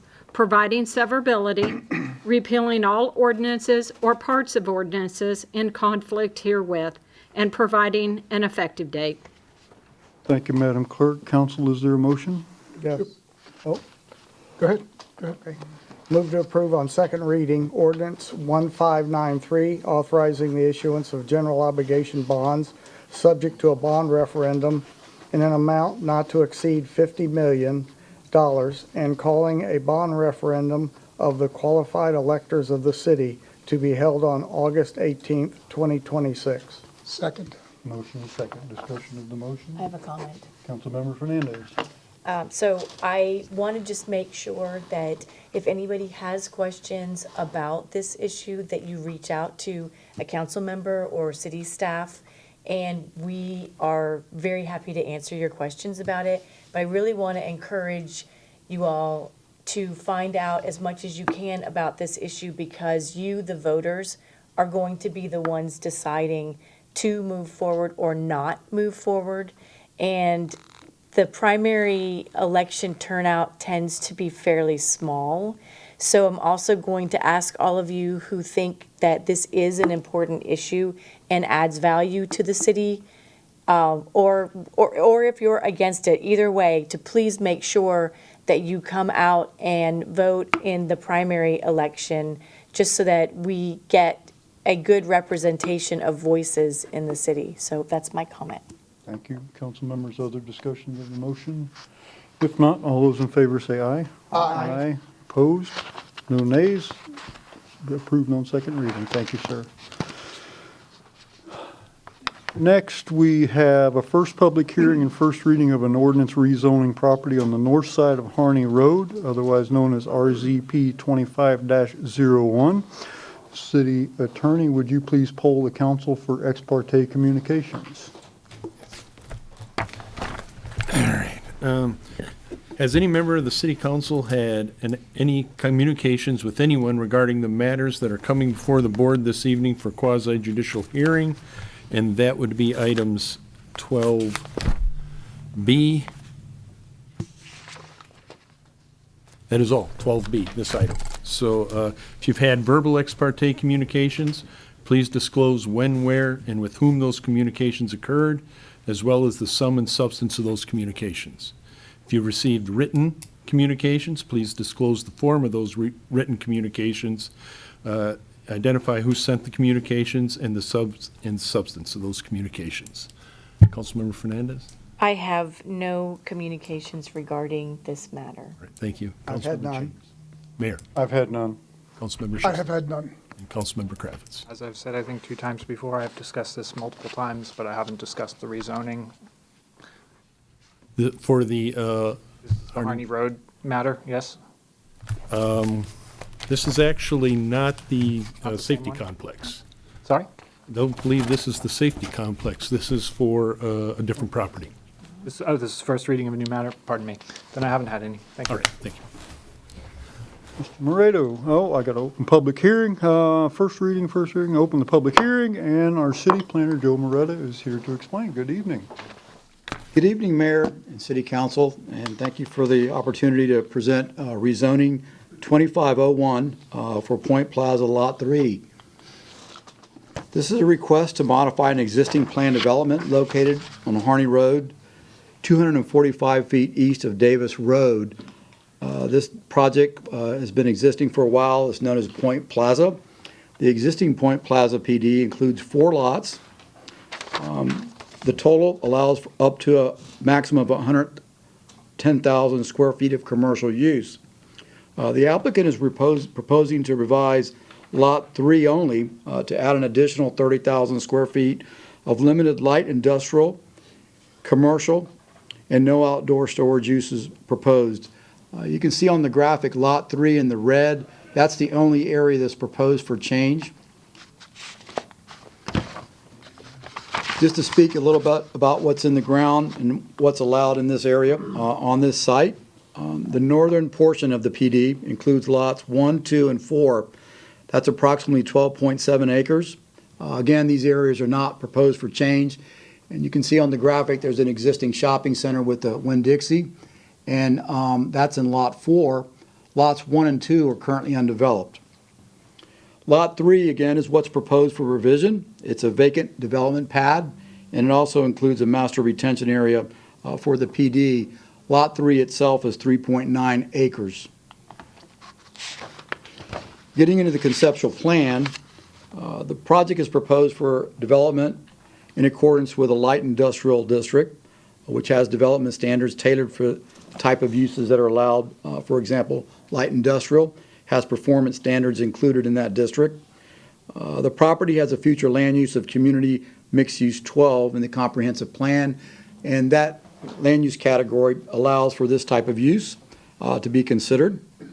The conceptual plan proposes 2 buildings, 15,000 square feet each, for a total of 30,000 square feet. And you can see on the graphic the depiction of the location where the 2 buildings will align on the site. A little bit more on the access for Lot 3.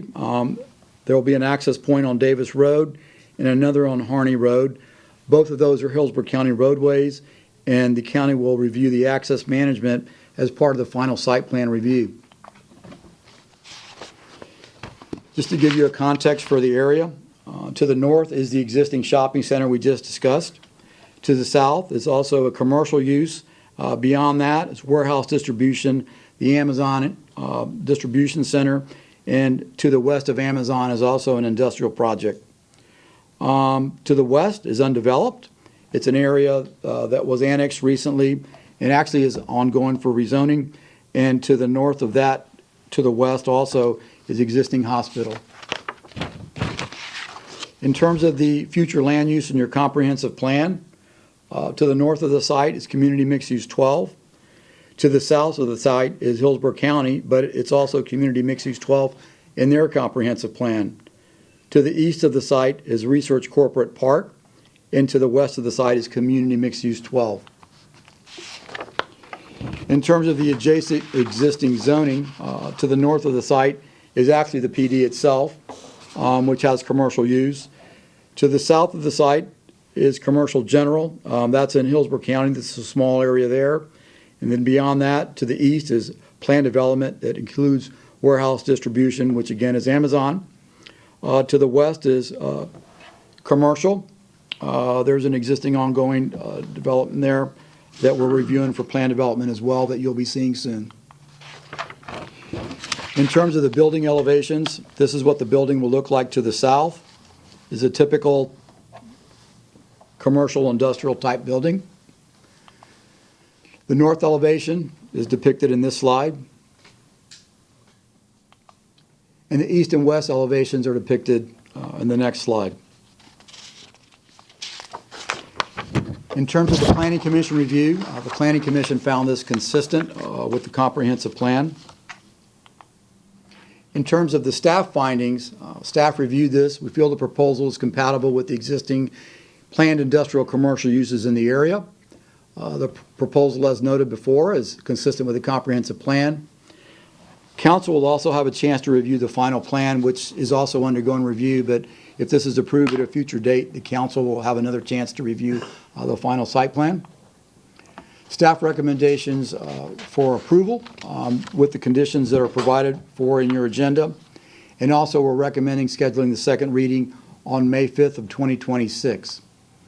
I'm available for questions if you have any, and also the applicant is available if you have any questions of the applicant.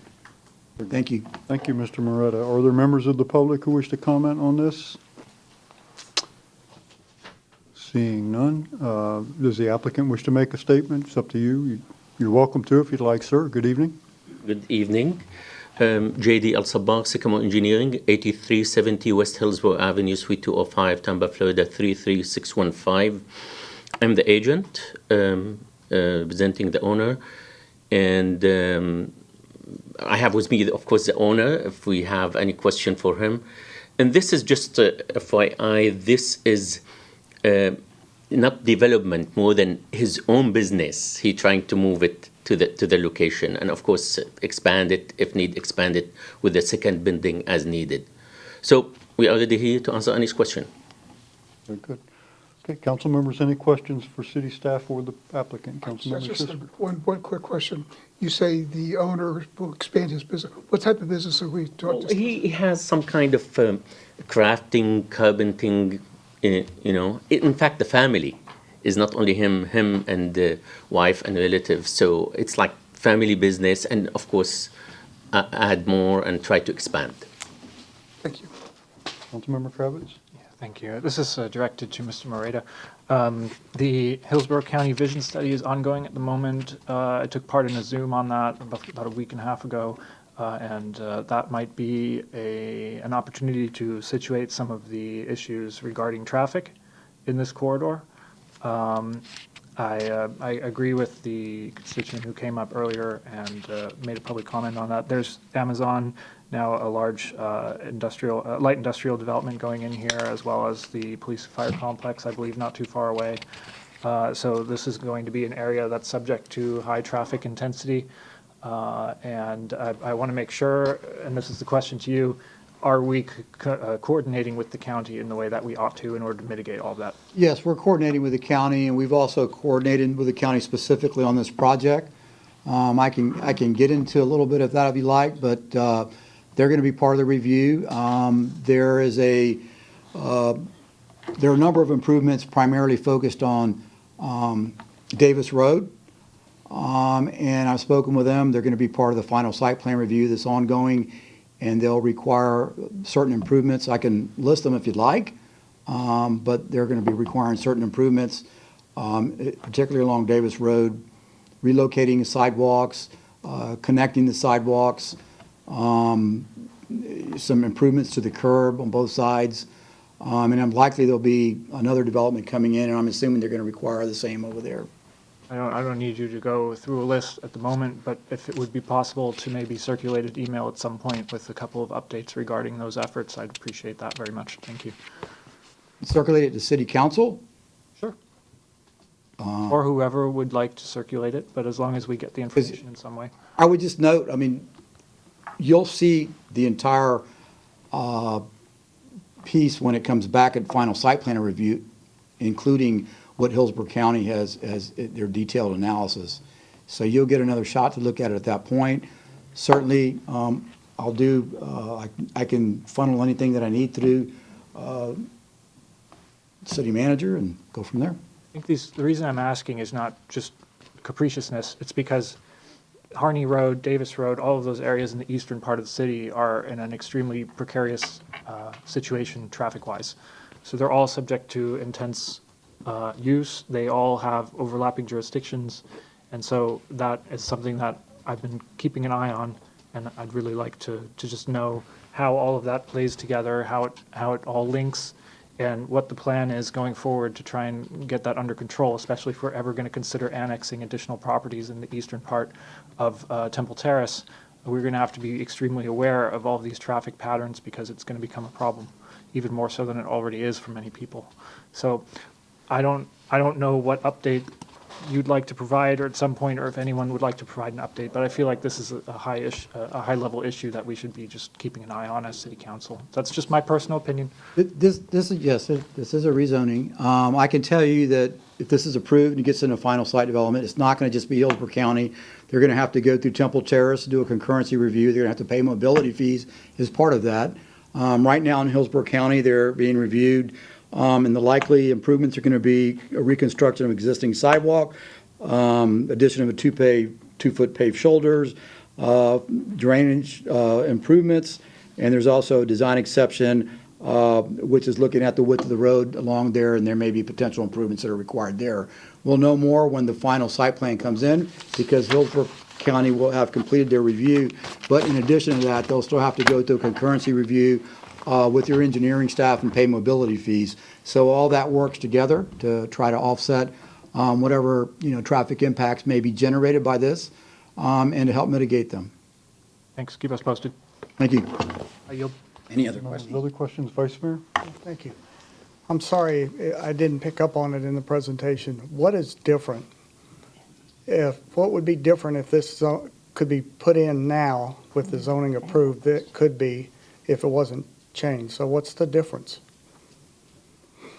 When Temple Terrace, that's a good question, Councilman.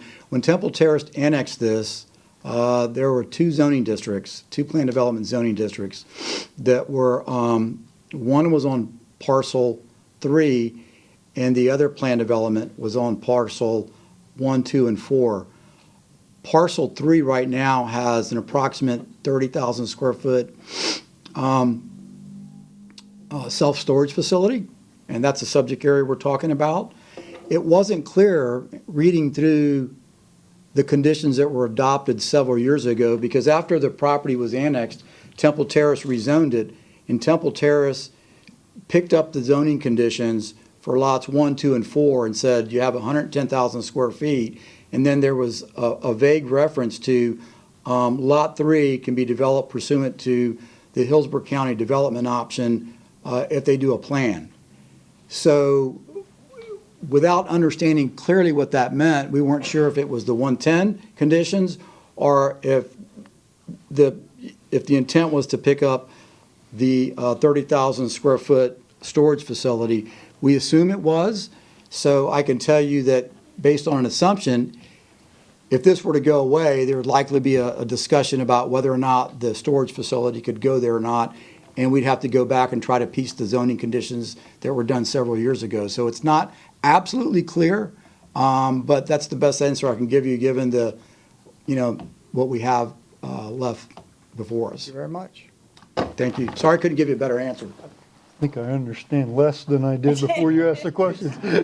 It's complicated. It is, but at the end of the day, it was two zoning districts. Temple Terrace annexed it, rezoned it, tried to put them back together, but didn't really acknowledge what was on this parcel. But they clearly acknowledged what was on the other parcels.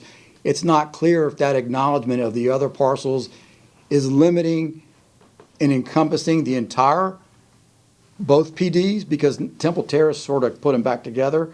But we think that Lot 3 likely has its own zoning, but it's not absolutely clear. At any rate, if this goes through and gets rezoned, it will be absolutely clear what's allowed on that lot. I think there's other questions. Yes, I do. Councilmember Fernandez. I just want to make sure that what we're saying is that with the current zoning on this property, we're not sure if it's including the conditions that were applied to lots 1, 2, and 4. 1, 2, and 4 will have their own zoning conditions. Right, but what we're saying right now is that we aren't sure about the zoning conditions being applied to Lot 3, so that's why we're going through a process of rezoning so that we know exactly what should be allowed to be there. Well, we're going through the process of rezoning because the applicant's proposing to change the use. And as part of changing the use, they're proposing to change, well, they're addressing the square footage and the use all at once. So it's going to be absolutely clear if this exits with an approval. If the question when we started was, what happens if it doesn't get approved? If it doesn't get approved, then it would revert back to what the existing zoning is now in Temple Terrace. It appears that there's a self-storage facility there, approximately 30,000 square feet. I can't remember exactly how much, but it's roughly the same as what they're proposing now. But they're changing the use because they're adding in the light industrial and a couple of other uses. So the use isn't exactly the same, and that's why they have to rezone. But that's what's driving the rezoning, not any ambiguity. Okay, so with regard to the current zoning, planned development versus light industrial, what types of businesses are allowed in light industrial that would not be allowed in the PD zoning? Right now, what's proposed by condition, light industries with a rated office and showrooms, which include manufacturing, processing, and assembly, fabrication, packaging, storage, and distribution. So that would allow somebody to have a business that makes things, package them, store them, and distribute them. So it would allow, the manufacturing and processing and also the distribution of it. Also specifically noted in the conditions is printing, blueprinting, engraving, and related reproductive processes, warehouse and wholesale distribution, including related showrooms and offices, commercial recreation indoor and indoor sign painting activity. And those uses are taken directly from the Land Development Code and have been put in here. The LI district itself permits a very broad range of use.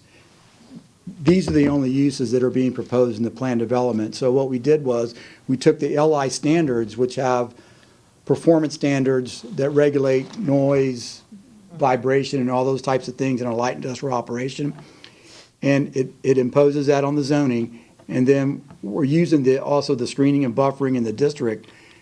So we're using that as the development standards, but we're regulating the uses to a very small set of what's allowed in light industrial. Okay, so then, I noticed that Lot 3 is master retention for the entire parcel? Correct. Okay, so how will that work? And that's not necessarily a factor of the rezoning, correct? That would only be a factor of the development itself. Lots 1, 2, 3, and 4 in the retention area are platted, and as part of the platting, Hillsborough County did that, and there are easements in place, and the zoning, the rezoning will not affect that. And in fact, there's a zoning condition, because when our engineering staff looked at that, there's a zoning condition that requires prior to final site plan approval, the stormwater retention pond may require inspection and certification as determined by the Southwest Florida Water Management District. So our engineering team is going to work with them. We believe at this point it's all okay, but just to make absolutely sure that will be relooked at pursuant to that condition as part of the final site plan review. Okay, but that's not anything related to this decision tonight, which is strictly based on the rezoning. This will only change the use. The retention area and everything will still have to function as it was designed, and it's going to have to function pursuant to the easements. And all those pieces were put in place by the platting that was done in Hillsborough County. Okay, and then based on staff's recommendation, staff does consider this rezoning and what would be allowed to be, if the rezoning goes forward, the uses are compatible with the neighbors and the area that it would be placed. We think so. To the northwest of the site is an existing commercial shopping center. When you look down to the south, immediately to the south, there's an existing small, I think it's a market. Beyond that, to the south is Amazon. If you go west of Amazon, there's an open industrial use. Just north of Harney, moving west away from Amazon, is existing warehouse distribution.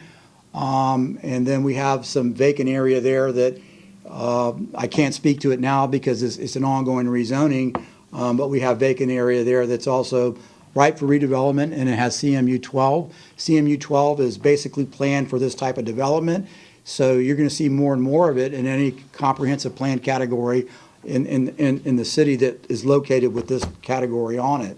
And south of there, there's also a broader industrial area on the plan, so it seems to fit with the overall emergence in Temple Terrace in the southeast portion of the city of warehouse and industrial and basically job-producing type uses.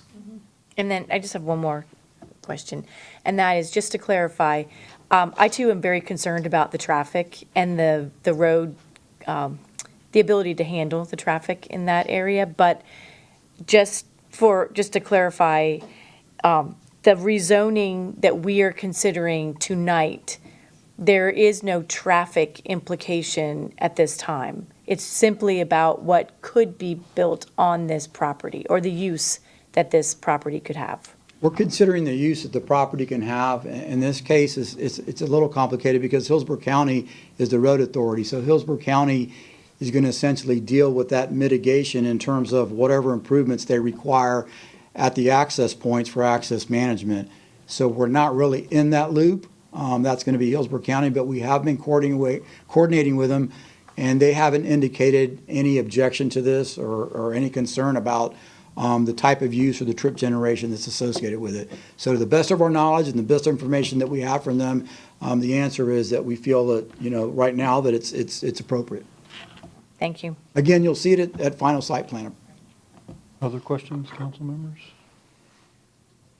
Okay, if there are no further questions, I will close the public hearing and ask the clerk to read the title of the ordinance. An ordinance of the City of Temple Terrace, Florida, rezoning a parcel totaling 3.9 acres plus or minus, folios 38210.7606 from PD to PD that is generally located on the north side of Harney Road, approximately 245 feet east of the intersection of Harney Road and Davis Road, providing for amendment of the official zoning atlas map of the city, providing for severability, providing for correction of typographical errors, repealing all ordinances or parts of ordinance in conflict herewith, providing for an effective date. Thank you, Madam Clerk. Council, is there a motion? Move to approve an ordinance on first reading rezoning property on the north side of Harney Road, RZP 25-01, and schedule a second public hearing and second reading for May 5th, 2026. Second. Motion and second. Comments, discussion of the motion? If not, all those in favor say aye. Aye. Opposed? No nays. Ordinance is adopted on first reading and will appear for second reading and public hearing on Tuesday, May 5th, 2026.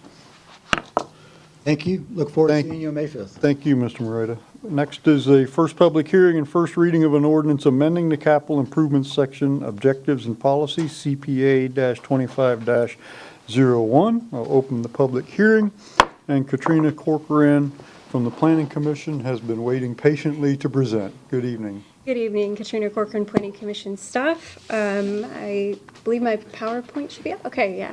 So I'll be presenting capital improvement section policies 1.1.1 and 1.1.3. This is, there's also a proposed policy addition, which is 1.1.10.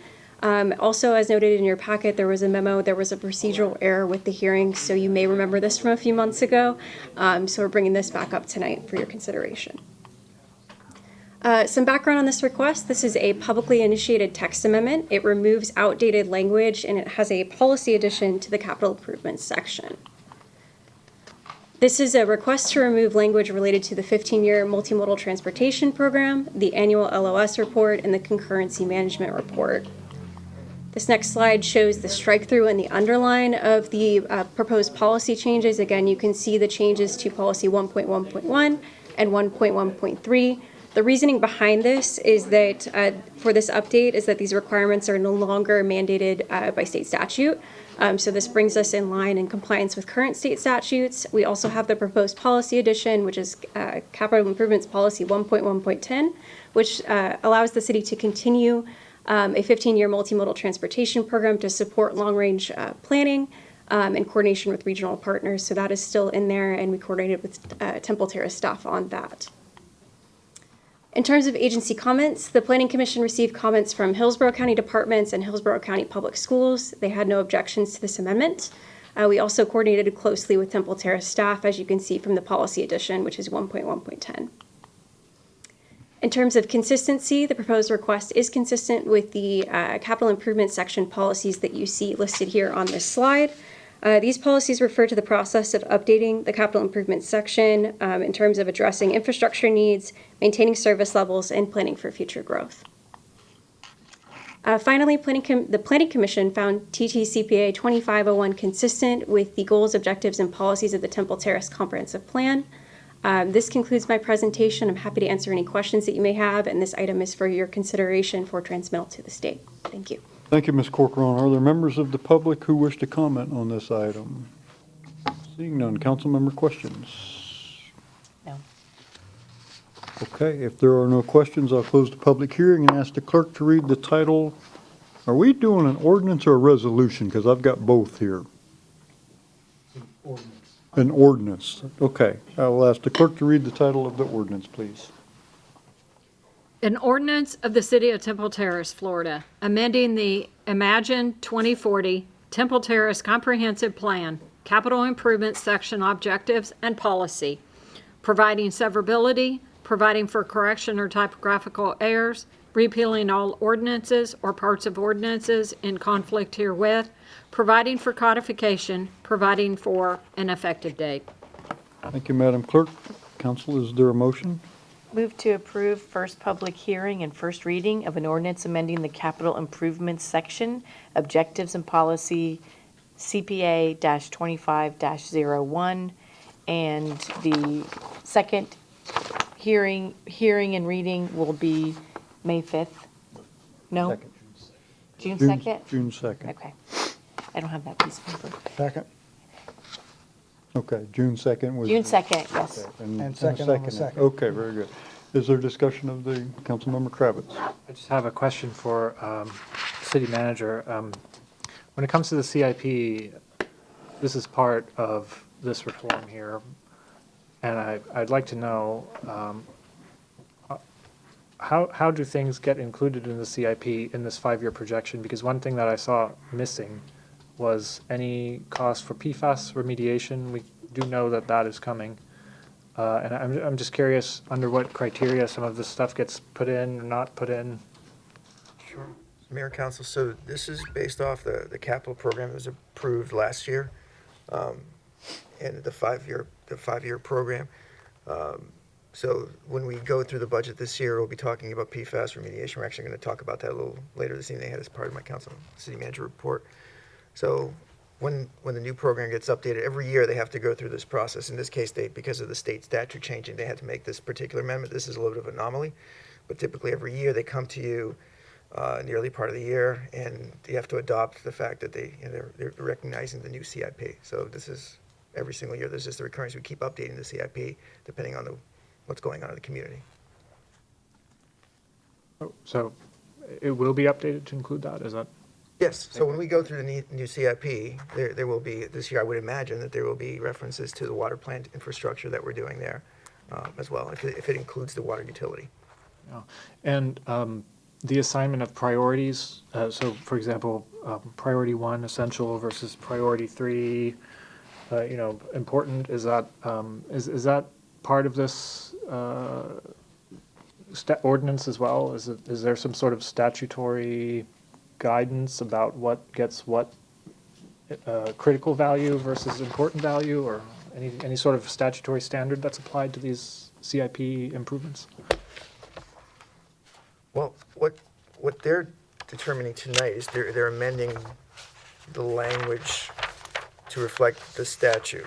Yeah, I'm just wondering if we might need to revisit some of that, because some of the prioritizations were a little surprising to me when I looked into this as well. When this came across my desk for the agenda, I started digging around in the CIP and informing myself about it.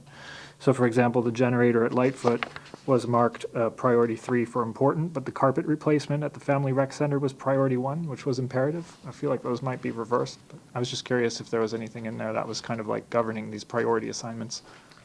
What I can do, council members, I can look into that with the staff and report back, because at this point, I don't know all the details of how the priorities were I relying. mean, I'd like to see both of those things get done, but I still think the generator might be a higher priority than the carpet. Understood. Yeah, that's all. Okay, I yield. Councilmember Fernandez. I just want to possibly answer Councilmember Kravitz's question, and that is, this particular CIP that's listed is based on our budget conversations last year. So I think at least what I remember about the conversation about those two items in particular was that they felt like they could actually, we do need to replace the generator, but they felt like they could get more time out of it. Okay. So that's what I remember from that conversation, but I do know that we'll be changing it every single year. And if our priority changes during the year, we can amend it as well. We don't have to wait. Council Vice Mayor Chambers. Sorry, I've got to make the comment. The Lightfoot generator issue will be taken care of on our next item. Yeah, I know. Okay. Yeah. Other questions? Okay. There are no other questions. I'm sorry? Get a motion. Well, did we we didn't do the reading of the ordinance yet, so close the public hearing and ask the clerk to read the title of the ordinance. I think. Am I on the last one? I think we're at the vote. We did that. We had a motion, yeah, I'm sorry. I've got, okay. All right, all those in favor, say aye. Aye. Opposed? No nays? Motion, ordinance is adopted on first reading and will appear for a second reading and public hearing on Tuesday, June the 2nd, 2026.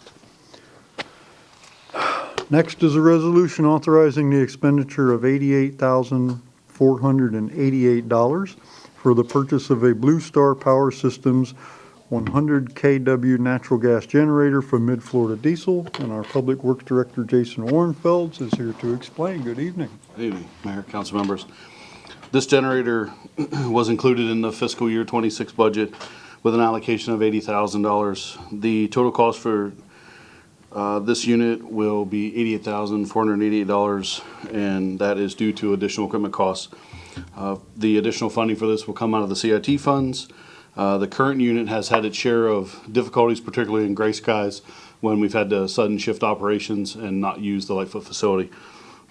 So with the approval of this resolution, we will execute the purchase order and then replace the generator as it becomes available. So I'll stand for any questions. Thank you, Mr. Warrenfeld. Are there members of the public who wish to comment on this? Seeing none, council members, questions? No questions. Is there a motion? Yes. Move to approve the resolution authorizing the expenditure of $88,488 for the purchase of a Blue Star Power Systems 1,000 kilowatt natural gas generator from Mid-Florida Diesel. Seconded. Motion and a second. Any discussion of the motion? If not, all those in favor say aye. Aye. Opposed? No nays. Thank you, Mr. Warrenfeld. Next is a resolution approving a piggyback agreement with Stantec Consulting Services for a water and sewer revenue sufficiency and bond feasibility analysis, or basically a rate study. City Manager Bahia is going to present. I think there's amendment to this from the agenda item, I think. I'll let you explain. Okay, again, good evening, Mayor and Council. So this item is to address one of the requirements if we do go out for a revenue bond to finance the PFAS and water plant improvements. If we do pursue that, a rate study is required, and a bond feasibility analysis is also part of this. That's also a requirement. This contract is a piggyback contract based on an original contract with the town of Palm Bay with Stantec Consulting. We've used Stantec in the past. They've done good work for us. This would be a contract not to exceed $55,040. If approved tonight, they would start work immediately. We are trying to get this moving as quickly as possible. Time for the proposal, or the presentation, excuse me, to the council on May 19th, as well as the town hall on May 26th, and obviously to work it into the budget if that's council's direction. What you were distributed is an amended agreement. When this was put on the agenda, the existing contract with the town of Palm Bay only ran through mid-July of this year, and they were working on an extension, but they didn't have it just ready just yet when we put this on the agenda on Thursday afternoon. They have since approved that with the town of Palm Bay for another year through 2027, which will work for us, gives us the flexibility that we need, hence the reason you've got the amended agreement before you this evening, but everything else stays the same with what was presented. Thank you, Mr. Bahia. Are there members of the public who wish to comment on this item? Seeing none, council members, questions. Councilmember Kravitz. I do have one. I'm sorry for bringing this up again, because I know that multiple town halls and other public engagement events on PFAS were promised, but this is another major milestone that we're about to pass, and we still have not brought the public in to include them in the process through a town hall, virtual or otherwise. And so I want to ask, what is the status on that? And is there any possibility of having a town hall of some sort before we put this in front of, before we move forward with this next step here?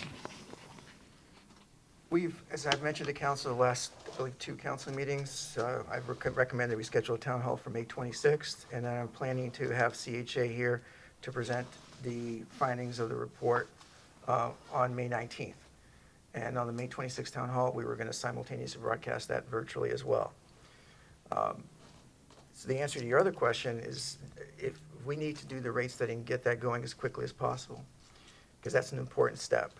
Whether you do the revenue bond or not, ultimately, that's going to be your call, but this is a prerequisite of doing that. It's going to take several weeks, if not longer, to get that work done.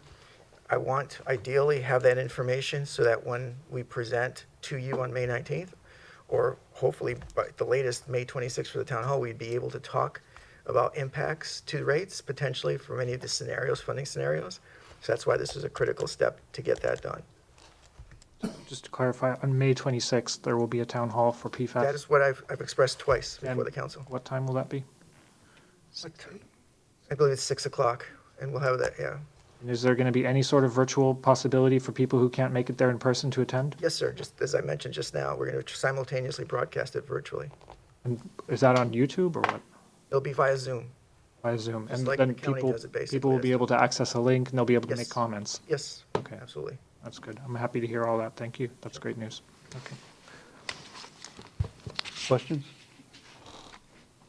Councilmember Fernandez. So I have a question for you. Can you explain just a little bit about the process so that, and the reason I'm asking is because I know there's a lot of confusion about governmental accounting and why we can offer a general obligation bond for a public safety complex.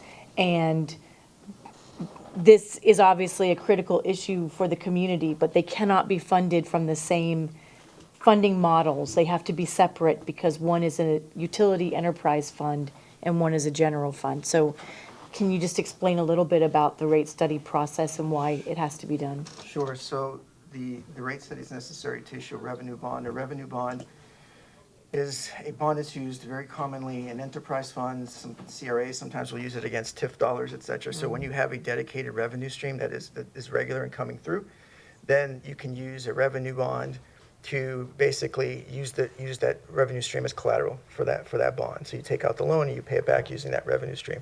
The rate study is critical to that because you have to give assurances to future bondholders that there will be, in fact, enough collateral to secure those payments going forward throughout the term of the bond, whether it be a 30-year bond or 20-year bond or whatever it is. We haven't gotten to that level of detail yet with this, but the rate study is the essential first step to make sure that we can get to that point and be able to provide that financing. And there's different ways to structure the financing for a revenue bond. Our financial advisor, working together with, if you approve this tonight, with Stantec, are going to be able to give us some suggestions, most likely as to ways to do that, to better or mitigate the impact on the rate throughout the course of the term. So those are all the considerations that are part of this study.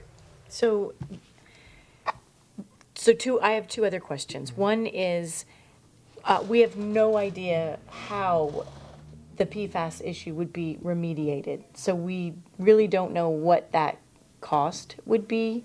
How do they do this analysis? Do they just maybe have an industry standard that they look at?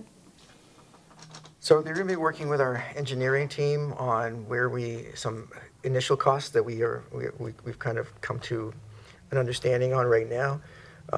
When we get to you for May 19th, we're going to have the final cost, the final engineer's estimate of cost, as well as hopefully the rate study piece tied into that, so you can get a full comprehensive picture. At least that's our goal. It is a very short time frame for that to happen, but we're going to try our best to hit that deadline.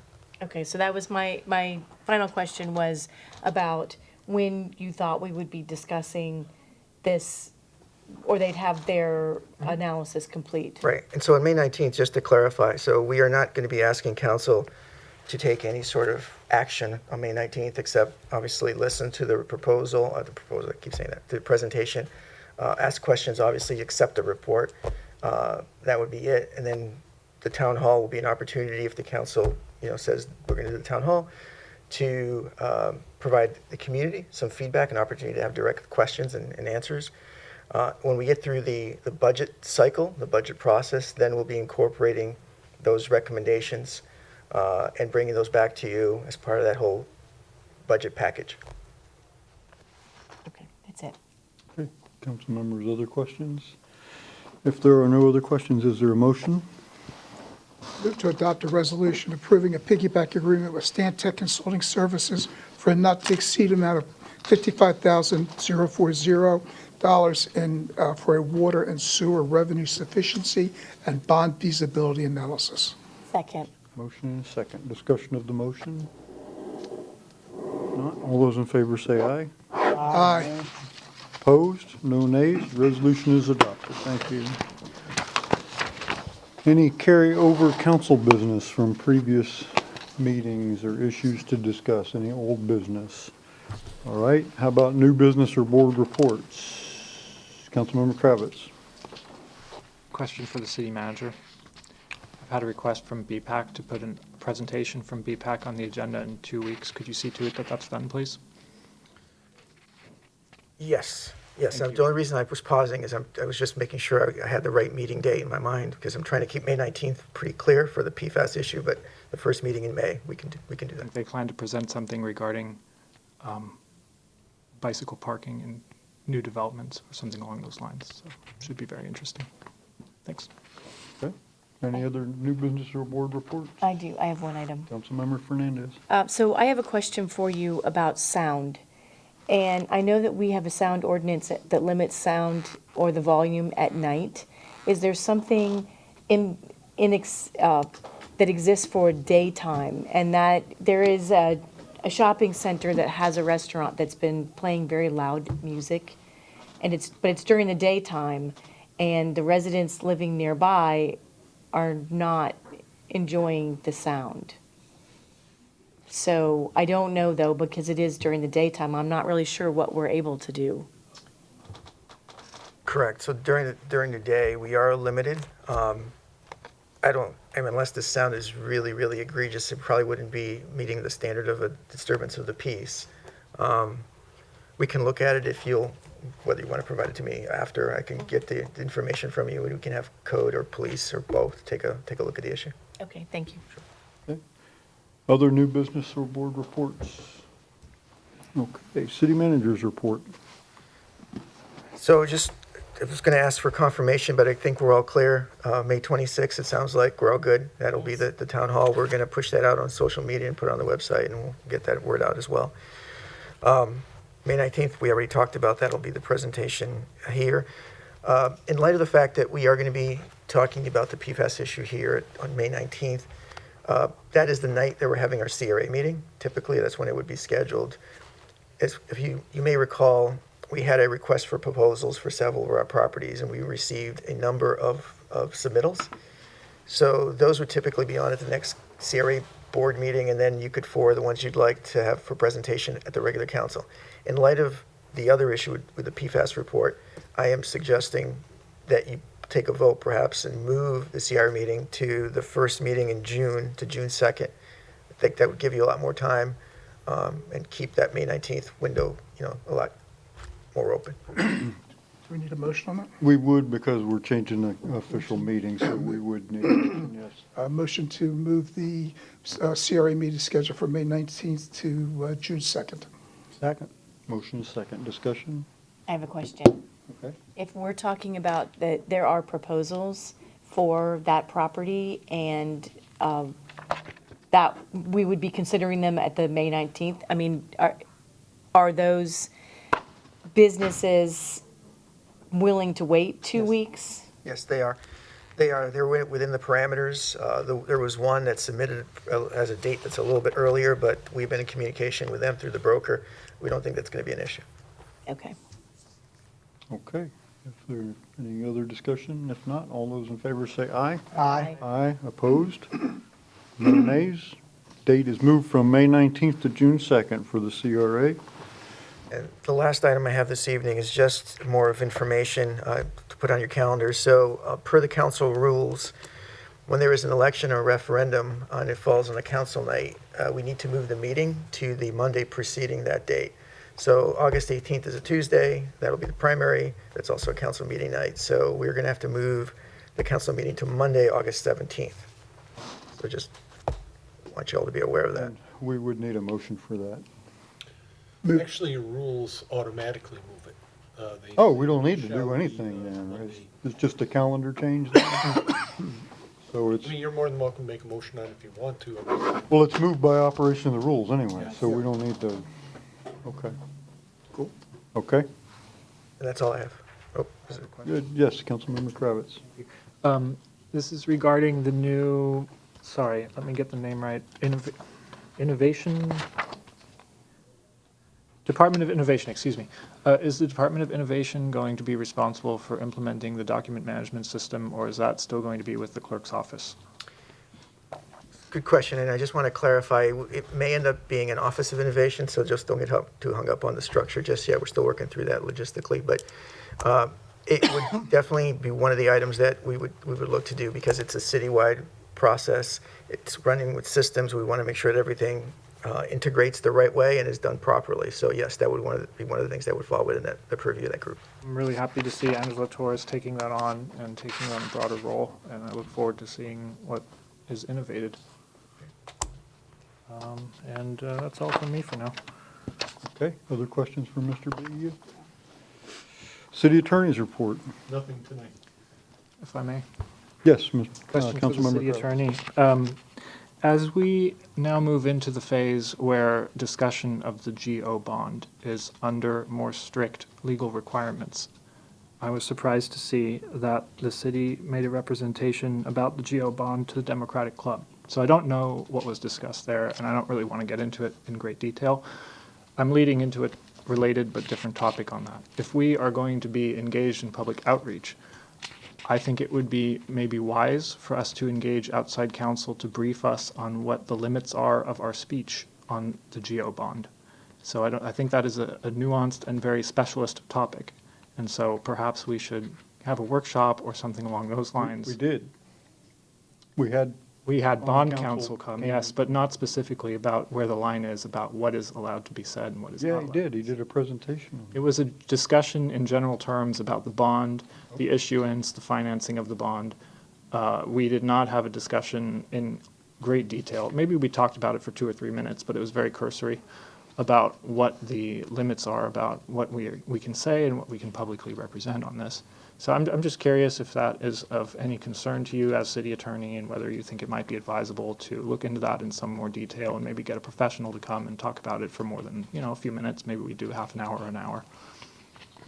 I can certainly talk to bond counsel and see if they're, if they can schedule a time. Microphone. At the time, so sorry. I can talk with our bond counsel and see if they're available and would be able to schedule that. If that's the request of the council, I would look for a motion to do that if we were going to do that. Wise, because, I remember when I was put on a board for the first time and we had extensive 2 or 3 hour training about the Sunshine Law, and then there were subsequent trainings about the Sunshine Law as well once I was elected. So a great deal of time was spent training people in that. And I just feel like considering that we might jeopardize the success of the bond, that we might get ourselves in trouble if we cross a line and say something. Also, perhaps for city staff's benefit, if they're going to engage with the public on this in social media and other channels, that it might be wise to spend an actual budget of time rather than just having it come up as an incidental question in a session about the bond where we were primarily dealing with other topics. Again, yeah, I have no problem reaching out. I think it should be a motion by council to, add that to one of their calendars. You don't think there's any legal risk on this topic as city attorney, given what we've been trained on so far? You asking, is there always a concern if people are out there talking to the people? If you guys are out there speaking to the public and you maybe cross the line from going from education to endorsement, sure, there's a concern on that, and that's why I'm saying if you would like to have a workshop on that, I will certainly talk to the bond council. My question was a little more specific. I was saying, do you as city attorney think that everyone here has been sufficiently trained by that brief comment and discussion that we may have had with bond counsel on this matter? Do you think we have been sufficiently trained? I think that that it had been addressed, but I am very open to providing more education to the city council. Do you think it was sufficient? Yes, I do think you had sufficient education on it, but like I said, I'll be more than happy to ask bond counsel to come in if you would like a workshop. Well, I I would like that, but I'm not going to be the one to make the motion. Councilmember Schisler. How do I phrase this? My takeaway from all the discussions we had had through here on this whole subject was that there was a point certain, a date certain, where it shifted from how we could discuss the city, the council and police could discuss it, from endorsing it to informational. And I thought we crossed that line tonight with the approval of the referendum language. Mayor? Yes. So, we have some information. I believe there was some printed material that we distributed to the council several months ago about the same issue, what you can or can't say, and I'll look for that again, and if I find it, I'll distribute it. Yeah, you're correct, almost. So when we posted for the first reading, that was the date. Okay. And what we can't do is we can't, for example, spend taxpayer dollars to send out mailers. For example, we can't do that. We can't spend taxpayer dollars after that posting, to do boosting ads and things like that, put ads in the paper. We can't do that. We can provide the presentation, the facts, so we can do that. Individually, we can express opinions. Council members, you're allowed to express your opinion on the issue if you'd like. But it's really trying to, not to send materials, not to campaign, in essence, not to, do things like that where the city's putting up, lawn signs, things like that, like vote yes, we can't, that's something we can't do. Now, other groups, if they want to, people in the community, and they want to support it, they can. As far as the Democratic Club, just for clarification, we have offered, and I'll make it very public here, if there's anybody watching us tonight and they have an organization that they belong to, an HOA, a local club, etc., we are more than happy that Chief Kemp, Chief Staley, and myself to come out and make the same presentation we've made now 8 or 9 times. Yes, was the Democratic Club last week, but we've also met with the Junior Women's Club, the Women's Club, the Garden Club. We're going to meet with the Rotary. We're going to meet with the Republican Club. So we're very multi-partisan, if you will. We're open to any party, any stripe. Our purpose is really to inform our residents as much as we can. Well, the reason for my comment was I would agree with what the city attorney has offered, that he feels that I agree with him that we've had sufficient training, maybe re-release that document that you shared with us to make sure that we're all on the same page. But I think that that's sufficient at this point. Well, with the do's and don'ts. I thought you were done. No, I'm sorry. I'm done.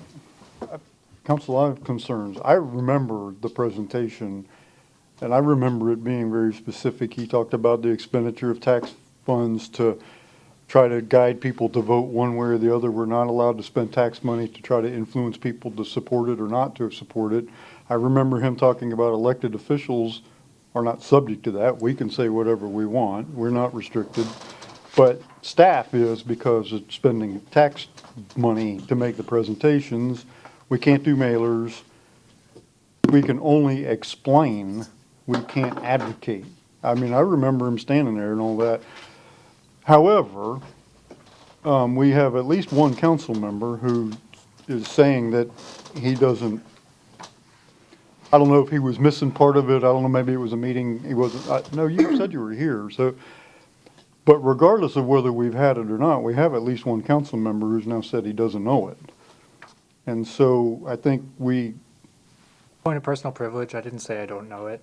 I said that we received about 6 hours of training on sunshine law, and I feel like this general obligation referendum is also a very nuanced and detailed legal topic, which it is, and we have not received comparable training, even though what we do now going forward will determine whether the bond is at risk or not. That is what I said. So please do not mischaracterize me as having said that I do not understand. I'm sorry. I was trying to get you the training that you asked for. You're welcome to make a motion, and I'll vote for it. Well, if I'm not, now that you know it, the rest of us already knew it. I don't think we need to educate the staff. They've been doing this and they know. Is there a reason why you're taking almost everything I say tonight and twisting it around? Maybe. Because what I said is, I understand that it's a complicated topic, and I was paying attention when we were trained, but we were not trained for 6 hours. We got a lot of training about sunshine. We got maybe 20 minutes of training about this. Maybe. If it was even that much that we talked about that, because so many other topics came up during that workshop with bond counsel, and it was not a very long workshop. Okay? That's what I'm saying. So stop twisting everything I say around. The only person here who's trying to get this topic forward is in order for it to be clear for everyone. It's not about what I understand or don't understand. It's about looking at the objective amount of training we got for one topic, which is of great importance to us, and the objective amount of training we got for this. That's all I'm saying, and I'm getting extremely exhausted from having to deal with all of the little nitpicking, personal needling attacks tonight, and I'd like for it to stop. And again, I made a motion a long time ago that we should all have coffee together to try and hash some of this out. It still hasn't happened. I'm the only one who made myself available to have coffee, and I think maybe one or two other people up here, but it didn't happen. So I'm happy to reiterate, I'm happy to have coffee with all of you. We can sit down, we can talk, we can work all this stuff out. I'd like for the personal attacks to stop. I'm just saying that it might be a wise decision for us to get more training on the GO bond, limitations of what we can say, and that it might also be useful for staff, because we're sending them out into the world to give presentations. And we don't want to have anyone have any trouble, okay? I'm just looking out for that. That's all. Okay?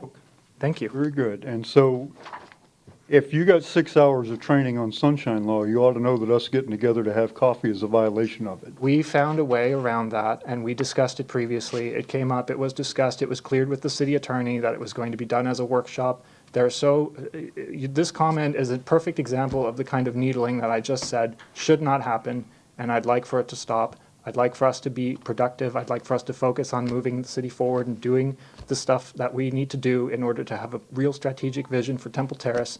I'm not up here trying to look good. I'm just here trying to make sure that it all goes smoothly.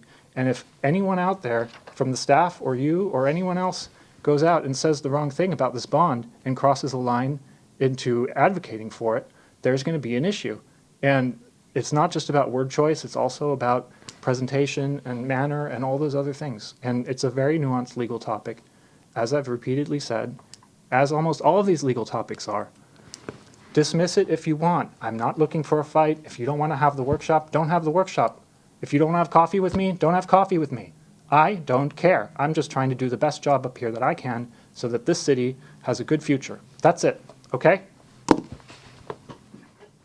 Okay. I have a question for the city. Yes, Councilmember Fernandez. So my understanding is that as a city council person, when I am out and people are asking me questions, I'm allowed to say, I think you should vote for this, or I think you shouldn't, or I can voice an opinion one way or the other. It's the staff, because they're paid by tax dollars, which would be using tax dollars to advocate one way or another. But if we held a workshop, the staff wouldn't be participating in that, correct? And I think I might have brought up the word workshop, and I hadn't, it was probably poor. I meant if you wanted to put it on one of your council, as an item on your council agenda. So, and then they would be able to be here in the audience and listen during that. So would it be possible to have bond counsel come and just do more like a presentation at a council meeting where staff would be present? Yes, and that's kind of what I thought we were talking about anyhow. Like I said workshop, and it was a bad word to use. But again, yeah, I can reach out to workshop if there's a motion, in this, if the city council so moves to do so. Okay, so, I mean, I'll make a motion to ask the city attorney to schedule bond counsel to make a presentation at a city council meeting to clarify and educate as to what the council is allowed to say and what city staff is allowed to present. And I would say in light of the timing of all this, I'll see if they can, is the May 2nd? June 2nd. Or, no, It is May 2nd, May, yeah. all right, May 5th, I'm sorry, I think it's May 5th. Whatever the made, yeah. That one, would that be room on that agenda? I believe so. So we can move it, I can ask them to make a presentation on the May 5th. Okay, we have a motion. Is there a second?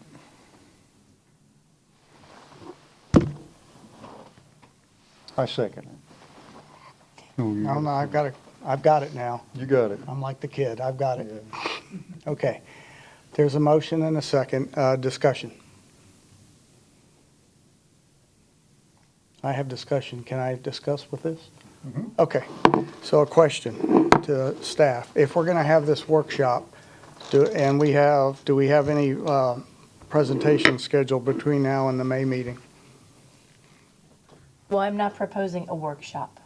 I'm Whatever- proposing just a presentation at Whatever, a council meeting. okay, let me try this again. So whatever's on the motion and the second, are we having is the city presenting to any groups between now and then? Yes. Yeah, Rotary at least one. Yes. Okay, so does that cause any trouble?